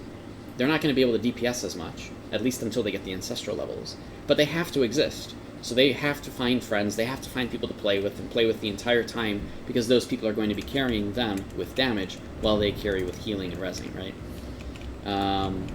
So, totally infinite amounts of ways to play. Don't get stressed out about it. Just play the game the way that you want to. Read everything, please. This game is very much based on reading as much as you possibly can, and just enjoy it, you know. I don't like when people stress out over stuff, though. And I don't like when people say, oh, you got a terrible build, it sucks, it's not useful for anything. I mean, people have said that to me about, like, a lot of these backline support builds, but they don't realize that I'm the one doing most of the work when it comes to, like, AoE stillness, or giving everybody health lift, or very, very good timed protective wings, pushing back tanks in various different ways. You know, leeching a tank to steal their buff is really, really powerful. And you know, there's lots of ways to play these kind of classes that are really, really effective, but just people don't realize it, which is unfortunate. But yeah, play what you enjoy, and you'll figure it out. Back when Archeage released, I played as an executioner, which back at the very, very original release was like unheard of. Nobody did that, and it was weird. And people would always ask me why I'm playing it, and more importantly, what the hell I was doing, because back then, occultism was not that great. It was actually really good, but people didn't realize why. So, so people would always ask me, wow, what is that? How are you doing that debuff? And it's always like, well, because it's in occultism, and nobody's been playing that. But anyways, I played right out the gate the way that I wanted to, and it's a lot more fun that way. So I really do recommend it, because then it's your build, it's your gameplay style, it's because of decisions that you make, and it's way more fun to play a game like that, as opposed to asking somebody how to play and just copying someone. It's more fun to figure it all out on your own. Unit ready. Thanks for following Fat Fox. Alright.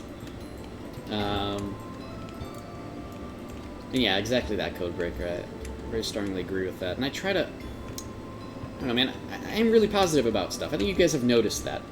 I understand. I get it. Alright? I'm a positive person. I am also a very realistic person. So, I do...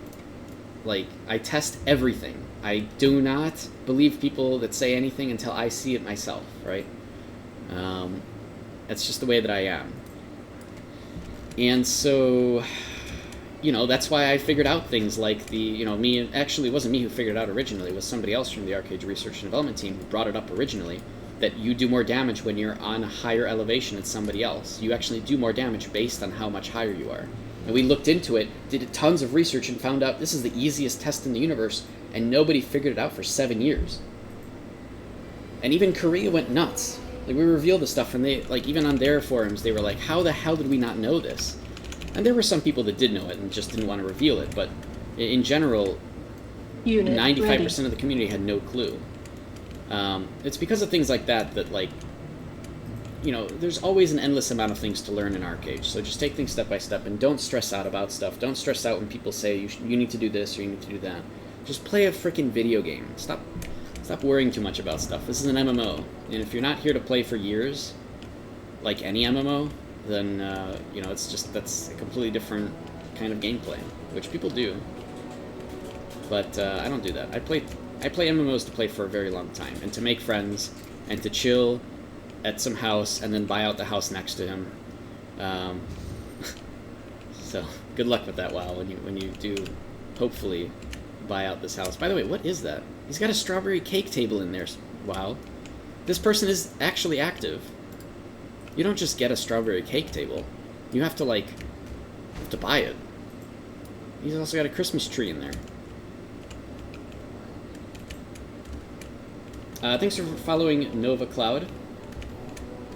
Nova Cloud XD, nice. That's a good name. Mostly because of the guild name that I'm in, XD.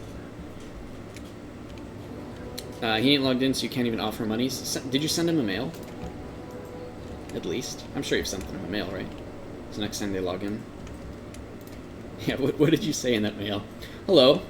I would like to buy out your farm plot. Actually, oh god, I wish you had spoken to me, because it would have been more funny to be like, you know, to send a mail to say, hey, we're, no, not even, I want to buy a house. Just say, hey, we're building a highway through your current land position.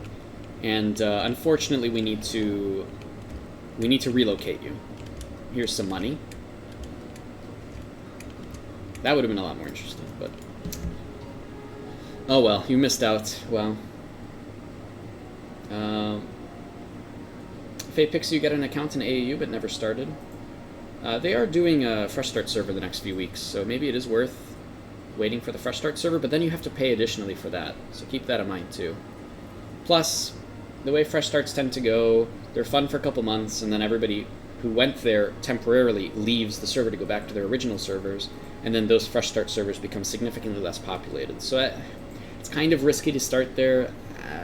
Just play in any server you want, and just start and just do stuff. Find a guild, enjoy the game, be social. If a guild is too toxic, go join a different guild, and find people who are just chill, you know? What the? You begging? Alright. Good luck, good luck with that. You want me to add them to friends list so I can bother them too?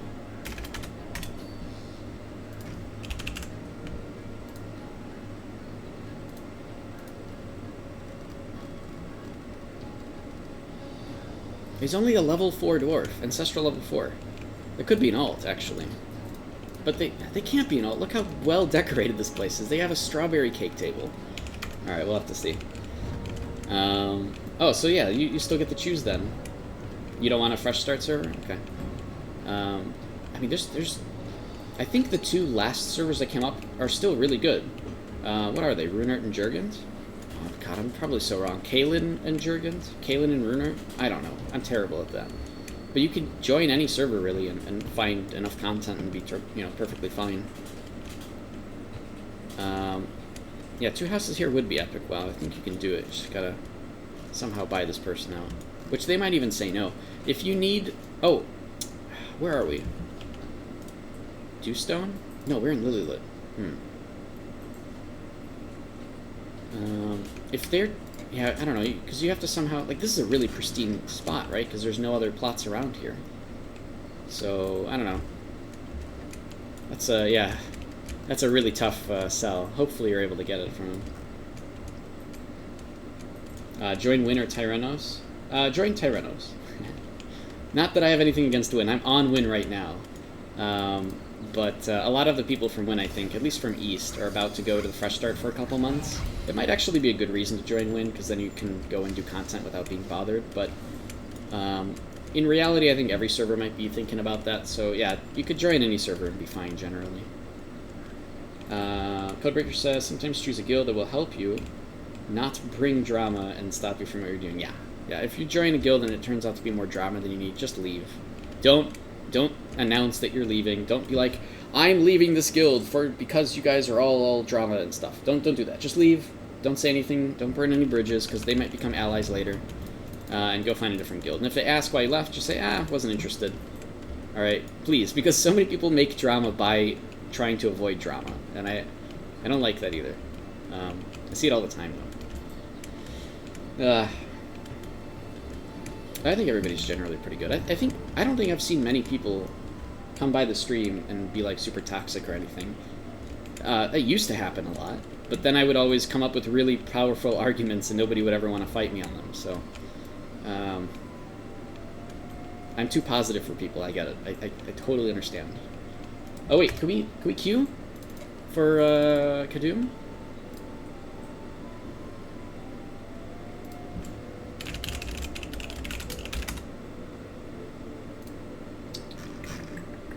Kadoom is in 2 minutes. Hooray! We can do this. I want my Evanstone stuff. Mission accomplished. Oh my god. Thanks, NovaCloud, for gifting 5 subs to random folks. That's already like 25% of the people watching, I think, now have a sub. Which means you can all actually go and, yeah, there you go. Now you can all spam the Cody emote. Brilliant. Really appreciate it, NovaCloud. Mission accomplished. Another spam with mission accomplished. It doesn't work like that in Command & Conquer. Holy crap, guys. Command & Conquer comes out in 2 weeks, like the remastered version. Mission accomplished. I don't think I'm going to stream that much, but because I'm still mostly going to be playing Archeage, but I'm really excited about the remaster. But yeah, thanks again, NovaCloud. Appreciate it. Mission accomplished. Go spam your Cody yelling all over the place. That's, my girlfriend actually made that emote, and in a few more subs we might be able to get another emote in of Cody, so that'll be pretty cool. Alright, we have access soon. By the way, wow, did you want to queue up with me to Kadoom? Phantasy Star Online 2 comes out on PC in 4 days. I did see that, but couldn't people already play that through emulators? I never really got into it. Yeah, let go? Okay, cool. Okay, Kadoom soon. We'll queue up for that. I'll also keep the... It's been on Xbox for at least... Oh. Are they doing cross-server for that? I don't know. I have not looked too much into Phantasy Star Online. I play Archeage. I have enough time that I spend on that. However, that said, I usually go into as many games as I can, at least to kind of see how it is and to appreciate a game for what it is, because every game generally has so many things that they do well, and I like to learn from that stuff. Alright, Kadoom is up. Recruit. Public. So if you guys want to join, like, do it in literally a second, because otherwise I'm going to queue as soon as I can. You guys have 3 seconds to join. Okay. And closed. Okay. If anybody does want to join, let me know. But we'll do Kadoom. Really fun combat in Phantasy Star Online. Alright, I gotta look into that then. The one game that I really joined for combat specifically... Okay, I really like Archeage combat. Okay, it's actually one of my favorite systems, period. I have not found a game that is as similar. WoW kind of has similar combat, but kind of not. I didn't really like WoW combat compared to Archeage, but it's probably the most similar I can think of. Oh, also BDO, I guess, kind of. But I never played BDO. Blade and Soul I played, but their combat is very different. ESO has very different combat. Phantasy Star Online I did not look into, so I kind of want to see how that is. But that's good.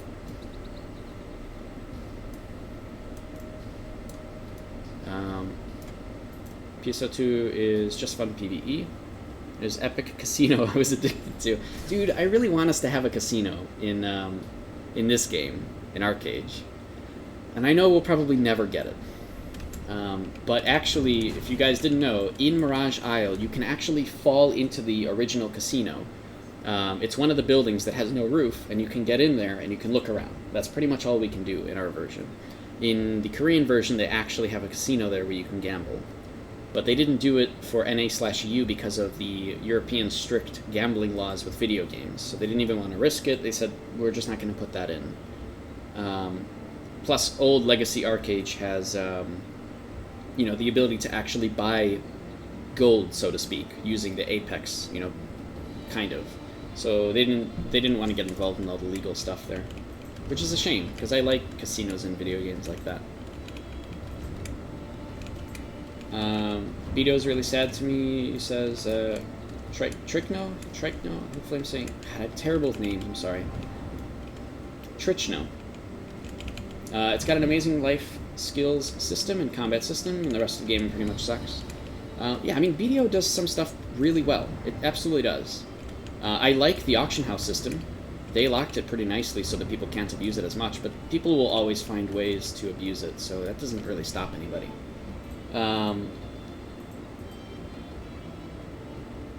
Yeah, you can go into Mirage right now and you can just take a look at it. I can show you it later. I can do it after this, after Kadoo, and we'll go check it out.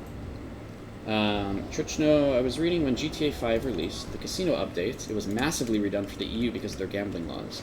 Oh, that's a really good point. I remember that update, but I don't know what they did. That's interesting. Okay, I'm actually really interested in that. I might go check that out too after. I have to wonder what they did. What could they have possibly, like, actually done? What would Rockstar do to avoid issues? Oh, can I summon... Yeah, I can't summon my Wyvern here either, because we don't own a territory, technically. Technically, all of us are part of the faction called Friendly. That's what faction we're in right now. And unfortunately, the Friendly faction does not actually have a castle. Also... Oh god, I need this. I need Harad the Gatekeeper. I want Wiggles back. Wiggles was my Harad the Gatekeeper from Legacy from years ago. And this guy named theirs Waddles, which is actually kind of funny. How hilariously close that is to what I named mine. But anyways, I have to get Harad the Gatekeeper. I have to do that at some point. He's so good. He's so great. Okay, that's one of my goals now. I have to do it. Apparently, you can't just play most of the gambling arenas in the casino. I'm guessing for EU. You can still own the property and do the heist content, but you can't play blackjack or slots or anything. Ah, wow, so they just completely disabled it, huh? Well, it's the same situation as what they did in Archeage. They just disabled all that stuff. I'm not surprised. I mean, why even deal with laws like that, you know? Why risk it? We'd rather not, right?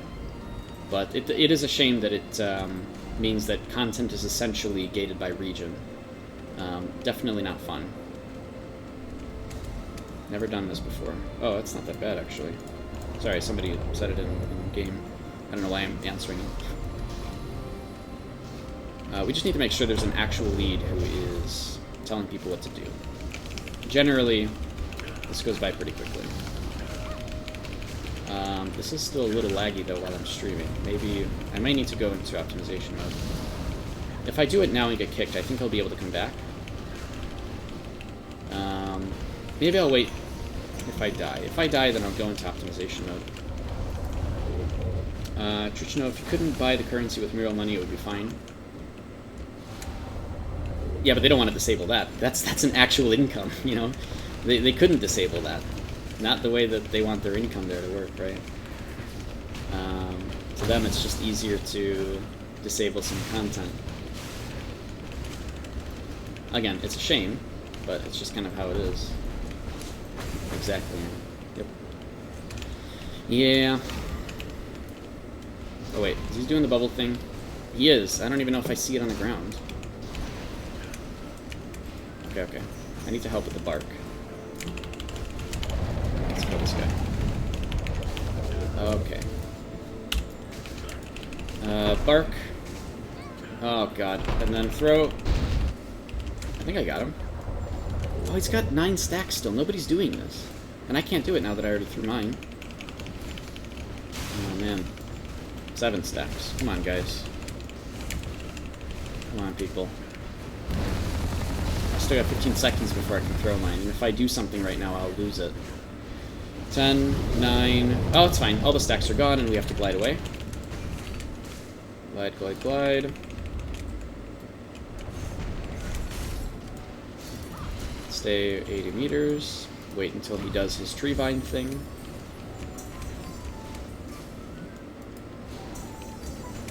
Tristan, you're playing around with Banesong and having so much fun. Yeah, Banesong is, what is it, archery, occultism, and songcraft? Is that correct? That's a huge guess. I have no basis for that guess, by the way. Archery, occultism, songcraft. No, that's Gravesinger. What is Banesong, then? It sounds like an archery-based thing to me. Malediction, occultism, and songcraft. Ah, went off. It's not archery-based. Yeah, that's cool. That's almost exactly what I wanted to do if I were to go a mage. I would have replaced Songcraft with Swiftblade, because I'm weird like that. But, no, not with Swiftblade, with Witchcraft.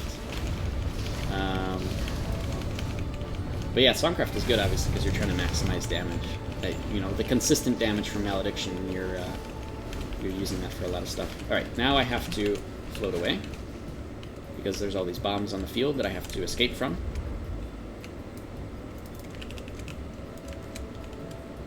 I think most people generally know how to do this, which is good. Wow, you do know how to do this, right? I don't know where you are in this raid, but I hope you've done this before. Otherwise, oh god. I hope we don't die. Wow, I see you right next to me. We're chilling. Alright, you know what you're doing. Good.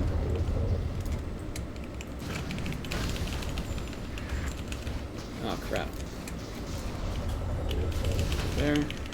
Nice. Look at that. Look at my combat log with Swiftblade stacks getting adrenaline rush from everybody hitting it.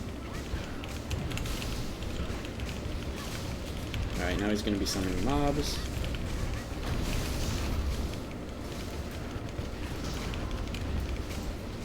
Torches. Once the mobs spawn. Oh, I see. This is where he gets the stacks, is when he's doing that move. I didn't even notice that before. Alright, let's get another mob, because everybody's going for that one. Oh god, this one's still in summoning sickness. Magic the Gathering reference that probably I didn't need to make. Through that, perfect. Alright, did my part. Need 4 more stacks.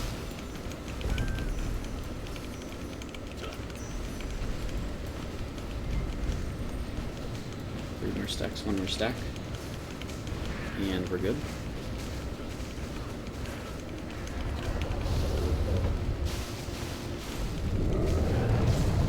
Okay, fly away. Get 80 meters out.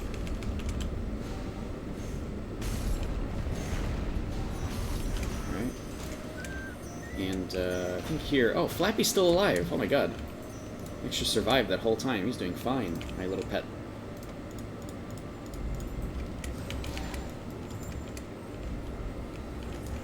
Alright, Tree Vine.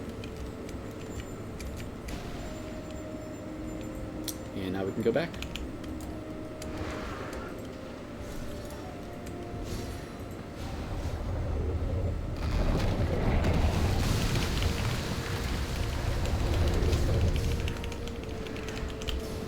Actually, how much damage am I doing? How much am I really... Oh no, Flappy's dead! No! It's okay. I have other ones. How much damage am I doing? So like 777 with 7,000 absorbed? Okay. Oh, and I have Puppet on me. Wait, can I teleport with Puppet? Oh my god, I can! Wait, I can just get it off. That's amazing. Oh. Run. I didn't know that I could teleport with, while being held by Puppet. It's very interesting. Alright, now we have to... we'll have mobs to kill again. And yeah, if he gets to 30% HP and you respawn, you won't be able to come back down. So you have to be... You have to stay dead so you can get credit, or just get rezzed. Alright, I'll let somebody else get that one. There we go. And throw a tree thing. We're good. 7 stacks left. Alright.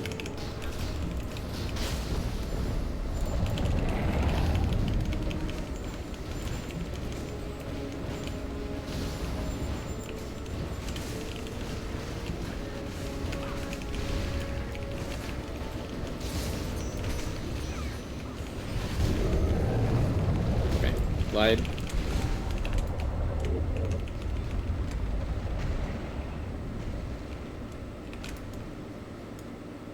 And then wait for Tree Vine. Here I can actually get some mana back. And I can drink some coffee. Hey, what's up?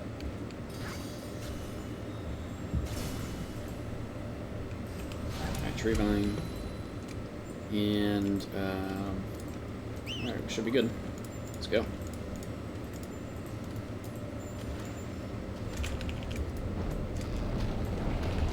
Look at him just slamming his face into the ground. God, so aggressive. You don't have to do that, giant tree. You have plenty of other ways to hurt us. You don't have to slam your head. That's just terrible.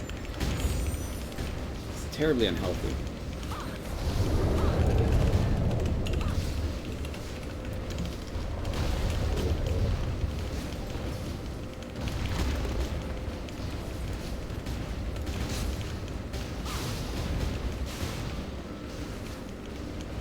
Alright, puppets, so once this is over I have to get out of here with a glider.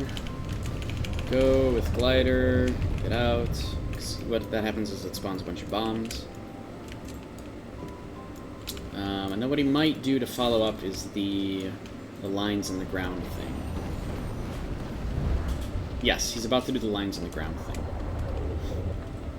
So I kind of want to go up to him, I kind of don't. Yep, there we go. Just stay between the lines. See? No problem. And then we can go back in. It's at 36% health, so in a little bit here we have to... if you die, you have to stay dead. You get tripped by something yet. Oh crap, I didn't even realize he was doing that. I'm gonna have to kill these mobs.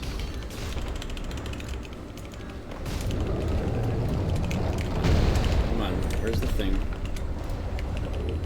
Oh crap. Nope. Throw it. I think that hurt. Oh, it did it. I got it. Okay, we're good. Oh, maybe it's not a directed thing. I never noticed. I thought you had to, like, pick where you're throwing the torch, but I guess it just goes directly to him, whatever target you have selected. Is that true? Because I never really read it. This is why you always have to read everything, because there's so many specific things. Alright, get away. So he pulled everybody in. So tree vine is coming up.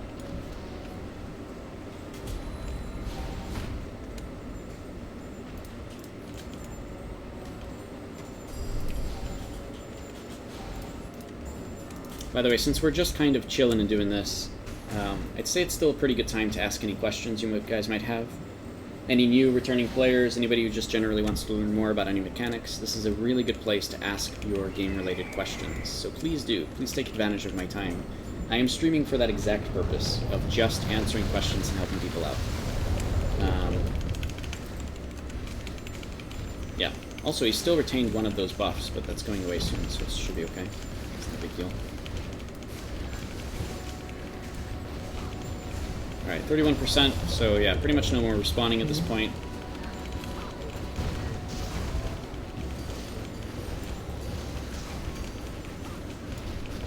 Yeah, no more respawning. Puppet is happening, so in a little bit I have to glide away. And there we go. Love the Goblin Glider. Oh my god, I think I just procced 4 times. Brilliant. Instantly 40 meters away. Without any problems, I can go back. Absolutely love the Goblin Glider. The Cumulus Glider is definitely a lot better. It's more reliable as a teleport glider. However, it's so expensive. I don't even want to think about that. The Goblin Glider will be mine, and I'll use it for speed for a very, very long time until I end up getting the Cumulus Glider at some point.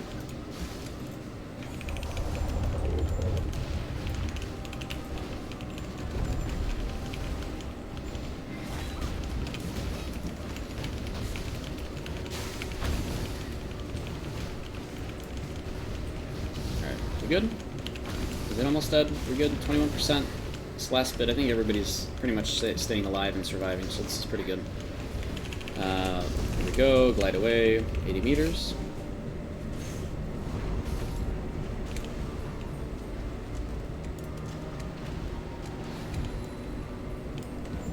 Wait for his tree vine. Someone is still fighting over there, but I don't know. I never did the mechanic for tree vine, so I don't really know what to expect if I were over there.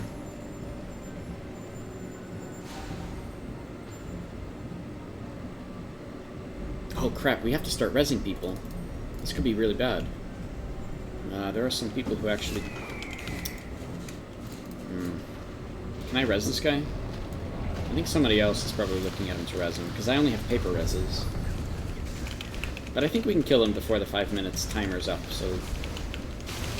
Even if nobody rests... Oh, crap, now I'm dead. Okay. Crap, I got caught in the thing that I can never see on the ground. That's my bad. I think other people did too from the looks of it. Well, guess I'm waiting. There should be people that are resing, so that's good. Now would be a good time to res. Oh, somebody actually res the guy next to me. Alright, hold on. I'll wait for mine.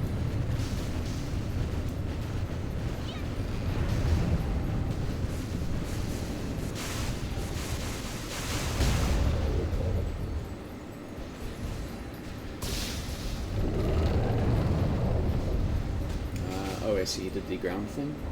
Or no? Man, I can never see the bubble on the ground. I'm terrible at seeing that.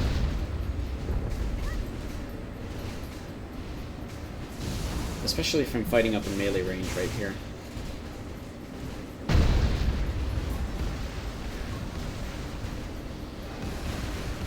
But I have 230 more seconds. And he's getting stacks right now, and we have to kill the mobs. Let's see if I can actually get a res. Where are you at, WoW?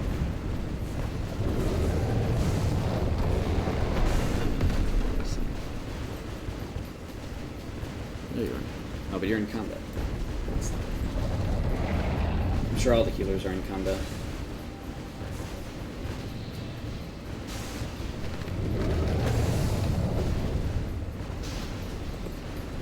Yeah, I think we're okay on timing though. This shouldn't be a big problem. Yeah, this is going to be done in just a few seconds. Oh, but now they have to do this phase again. Get away 80 meters.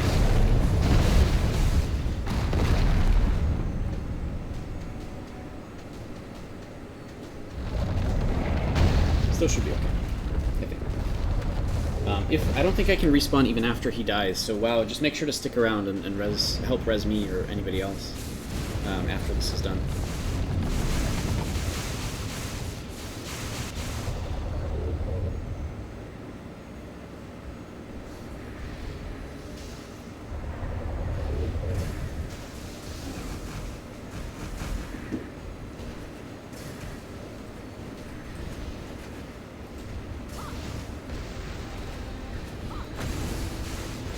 Oh, brilliant. Thank you.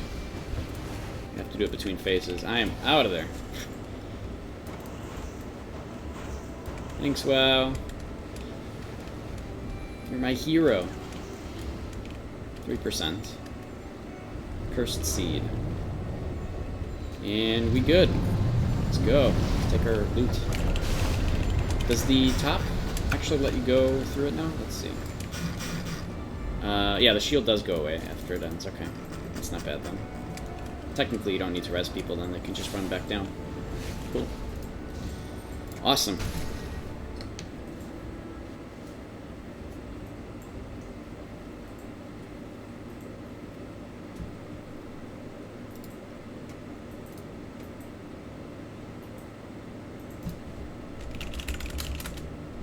Alrighty. Man, we're almost at 4 hours. I'm getting back to doing long streams again. It's pretty good. Let me go show you the Mirage Isle thing. Because, wow, you wanted to see the casino, right?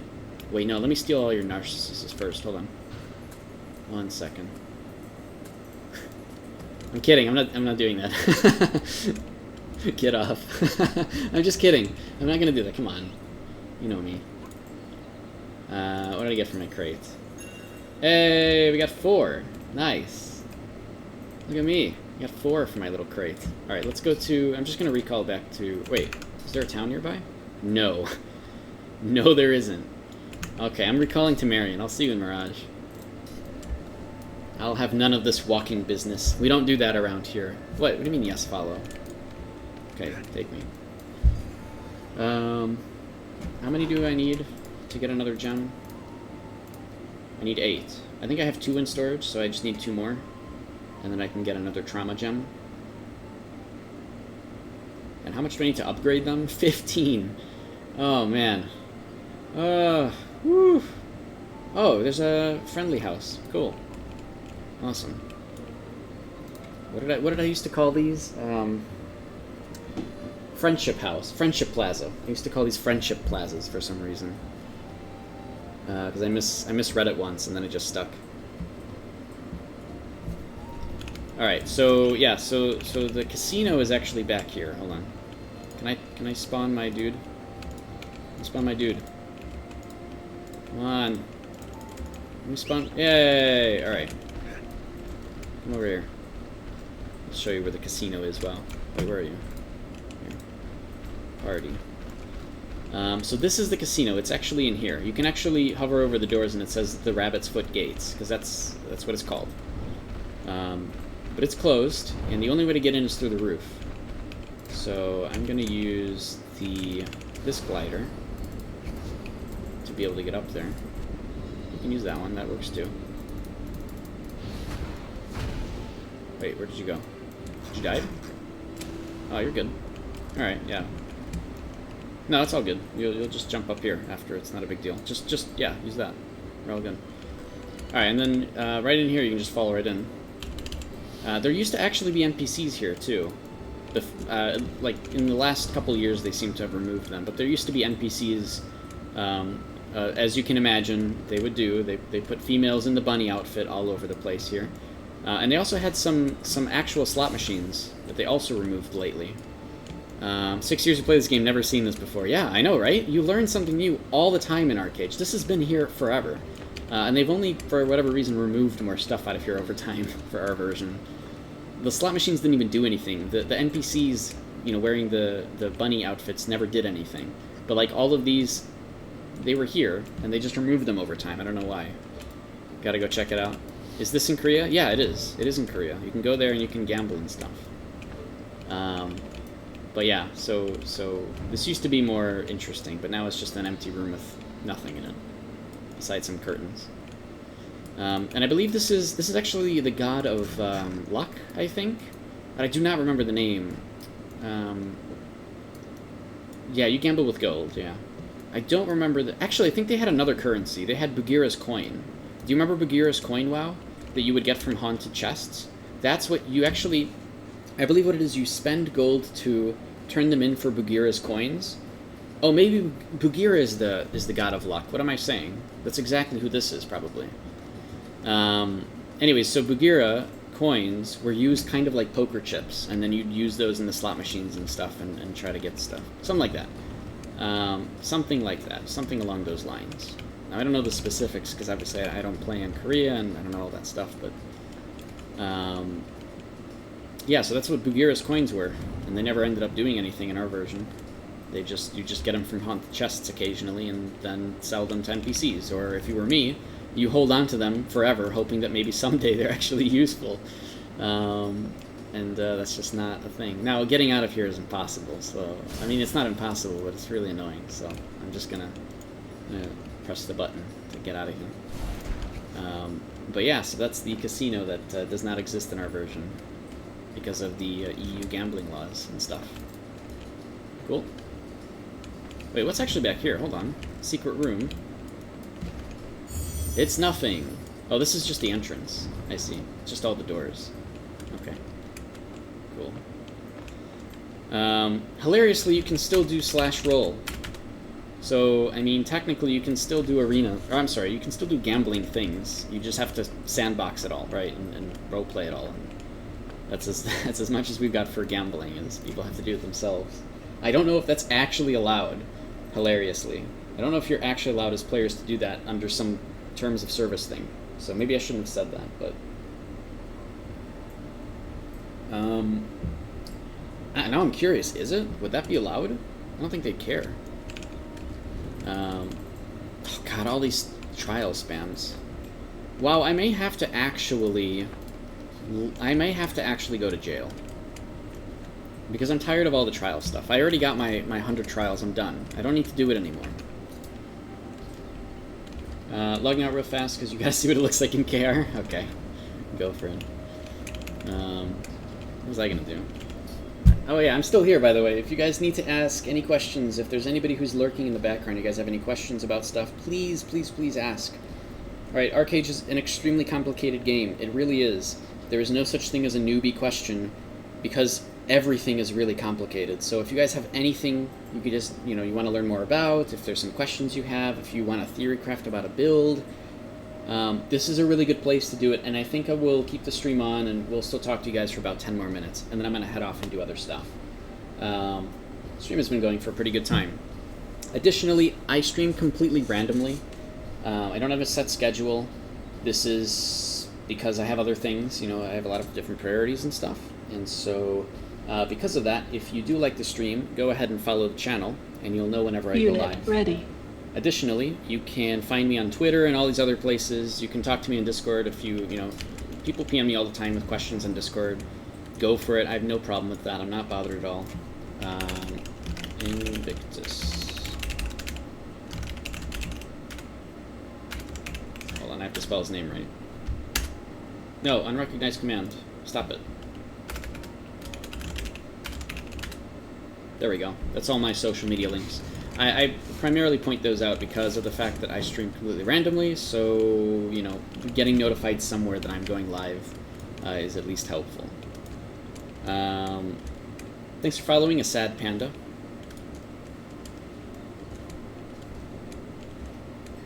Trichno, you got to level 25, but now anything touches me, you die almost instantly. Unit ready. I guess that's as far as you get as a Bane Song in a trial account. Yeah, it might be. I mean, you could still try to get friends to help, at least, for getting the storyline stuff done. The storyline quests are the ones that really give you the XP you need in order to progress and to get to level 30, and then that will help you do the Arc Pass stuff, which will give you all sorts of things. So, if you're able to do that, if you're at least able to get some help, go for it. And if you're on Win server, I can help with that. Whoa, what is this? A heart donut-shaped heart. I did not read that right. I'm sorry. I'm just going to stop talking. Heart-shaped donut. When did this come in? I've not seen heart-shaped donuts at all. Is this like something from the credit shop? It doesn't even look like a donut. I'm not sure anybody would want to eat that. Now that I look at it, though, it does seem tasty. And I can see this bear is looking at it quite a bit. Thanks for following, Trichno. Yeah, the only things outside of main storyline quests have been glider and mount quests. True, but make sure you do those. I don't think you get access to them later if you forget to do them. And there's a lot of free stuff you can get to make your life a lot easier. Oh, nice. Sky's the beer tub. I have that in mind as well.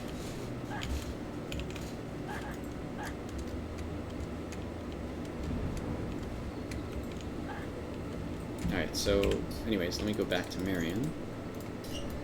I still haven't done Hereafter Rebellion. God, I don't want to. I'm not in a rush for the Hiram Ring. God, I'm really not in a rush for the Hiram Ring, because if I upgrade my current Hiram Ring, then I won't have a ring that has a ridiculous amount of defensive stats, right? I'll only have a ring... I'll have the Dream Ring for offensive stats, and then I will hopefully get a Hiram Ring that also gives me offensive stats. Right now, having the choice to use this augmented Hiram's Chosen Ring is really nice. So I'm not in any rush to get rid of it just yet or to upgrade it. I have 5 Evan Glow Lunar Gems, so I actually need 3 more to make another gem. So that's good. Also, there's a free 3-day mount and a good glider on the market right now. Yeah, definitely. That's a good point to mention that as well. For anybody that hasn't gone to the marketplace and picked up your free 3-day mount and glider, the glider is really good. All the stats are really high, which is not normal, so take advantage of that. And this mount is actually quite interesting. It's the first mount in the game that can double jump. I don't know if you guys read this or not, but if you read the little tooltip under its buff, it can double jump. I haven't found too much of a use for it yet, but I'm sure there's a whole bunch somewhere. It's obviously really good to get, across stuff, which is nice, with a less chance of falling. But it is still the first mount in the game that can double jump. It also means that you can double jump, so the mechanics exist. They might put it into other things, who knows. But for now, it's just this mount and probably the other one, the one that's very similar to this that we don't have access to yet. And to be fair, we only have access to this one for the 3 free days anyways. I imagine that while leveling, it'll be good for getting over short walls, canceling fall damage with the second jump. I tried to cancel fall damage with the second jump, but it's really hard to make that work. It looks like if you don't use the second jump for some period of time, like half a second or something, then you can't use it anymore. So, like right here, I can't double jump to stop the fall damage. But I was thinking the same thing. So, something like that can work, but I have to kind of keep practicing with it. The problem is that this mount is only for 3 days. We don't have a real version of it. I'd like to have it permanently so I could mess around with it more, but we don't have it yet. So, plus, I want the red version anyways. It would be too good, but at the same time, I mean, we have other mounts that prevent fall damage anyways. For example, the Leomorphs are some of the most amazing mounts in the universe. Extremely powerful in the water for getting around and for mount swapping. And extremely great, just in general, just perfect mounts. I love them. And they also do, because of the drop back, prevent fall damage because the drop back actually stops, like the physics-wise, it resets the physics for the mount, essentially, from the location where you initiate the drop back. And if that's close to the ground, then you essentially don't take fall damage on the mount. So it works out quite nicely. Same thing as the drop back from Shadowplay. Which, by the way, God, there's so many things changing in the Garden update. Oh, God. It's... I'm very excited about it. So much stuff. So many skills, so many things. If you play as a cat, can you cancel mount fall damage with your racial? I don't believe so. I believe that only works for your main character.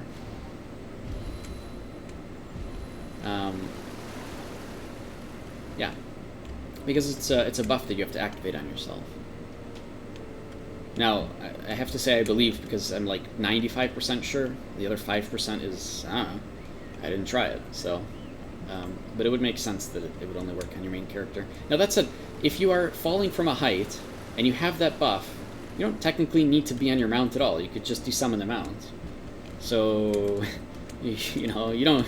It's not a crazy thing that it doesn't work for your mount. You just have to not be on it, or desummon it. Can you dismount close to the ground to cancel damage?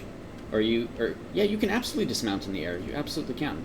The mount will still take damage because he's still falling, but that said, you can desummon the mount in midair and be perfectly fine. So it does work quite well. We have a thunderstorm happening outside. Whoa! Did we close the windows? Sinisterberry? I gotta ask her. Make sure. Oh, this should be, because we have the air conditioner on. Crap, you guys have been hearing the air conditioner the whole time. Sorry about that. Hopefully it wasn't too loud. Oh, you guess the casino got removed from KR2? What? It did? Really? Why? That's... Huh. Maybe that's why they took out the NPCs and the slot machines and stuff. In our version. Was because they did it in their version, too. Why? Did they run into legal problems? Why would they take out content for their own region like that? Huh. Okay. So, now I have two things to look into. That, and, I just want to see the legal stuff that, Rockstar had to do with GTA 5 for releasing EU. I'm just curious about that. I gotta look up an article for it. Alright. Alright, I think I'm done for now. I'm gonna go take a break from the video game.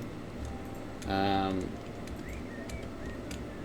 I don't think there's anything else too crazy. I'm still gonna stream at some point tomorrow too, because I'm trying to stream during this weekend since it's the free trial weekend.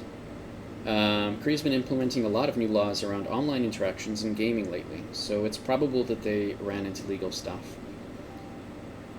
I was going to mention that, but, I mean, because I've heard that as well, but that particular casino... Yeah, okay. Alright. Yeah, they probably just didn't want to risk it or whatever. That's sad. That is really sad, but... Because I like that kind of stuff. That stuff is really cool. Those kind of, like, sandboxy gambling things in video games is nice. I mean, the game itself is already so much RNG-based, right? So... I don't know. It sucks that you have to remove content. Alright, I'm done. I'm gonna go do other things. Guys, I really appreciate everybody sticking around and chilling. I appreciate the host earlier that we got from Zilvi. and the subs that we got from Nova Cloud XD. Thanks, everybody. I'll stream at some point tomorrow, maybe later in the day, I think. We'll see how it goes. Again, go to the social media pages if you want to keep up with whenever I am going live. And you can also feel free to bother me in Discord if you guys have any other questions. Maybe you didn't want to talk on stream. That's fine. No problem. I'd be more than happy to help you guys out in PM. That's it for today. Appreciate you all, and I'll see you all next time. Good day, everybody.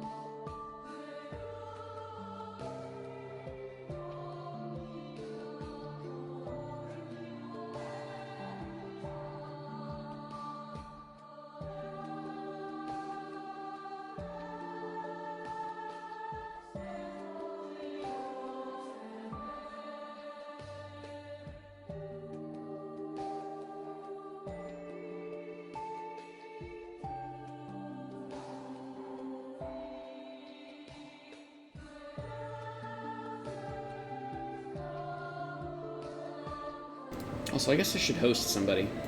I haven't done that in a while, but we've got a lot of viewers, and I don't want to leave you guys with nothing. So I'm going to look for somebody to host. If you guys have any suggestions, let me know. I want to host somebody that I know, because I don't want to accidentally host a stream that is somebody who broke TOS. Because they're streaming right now.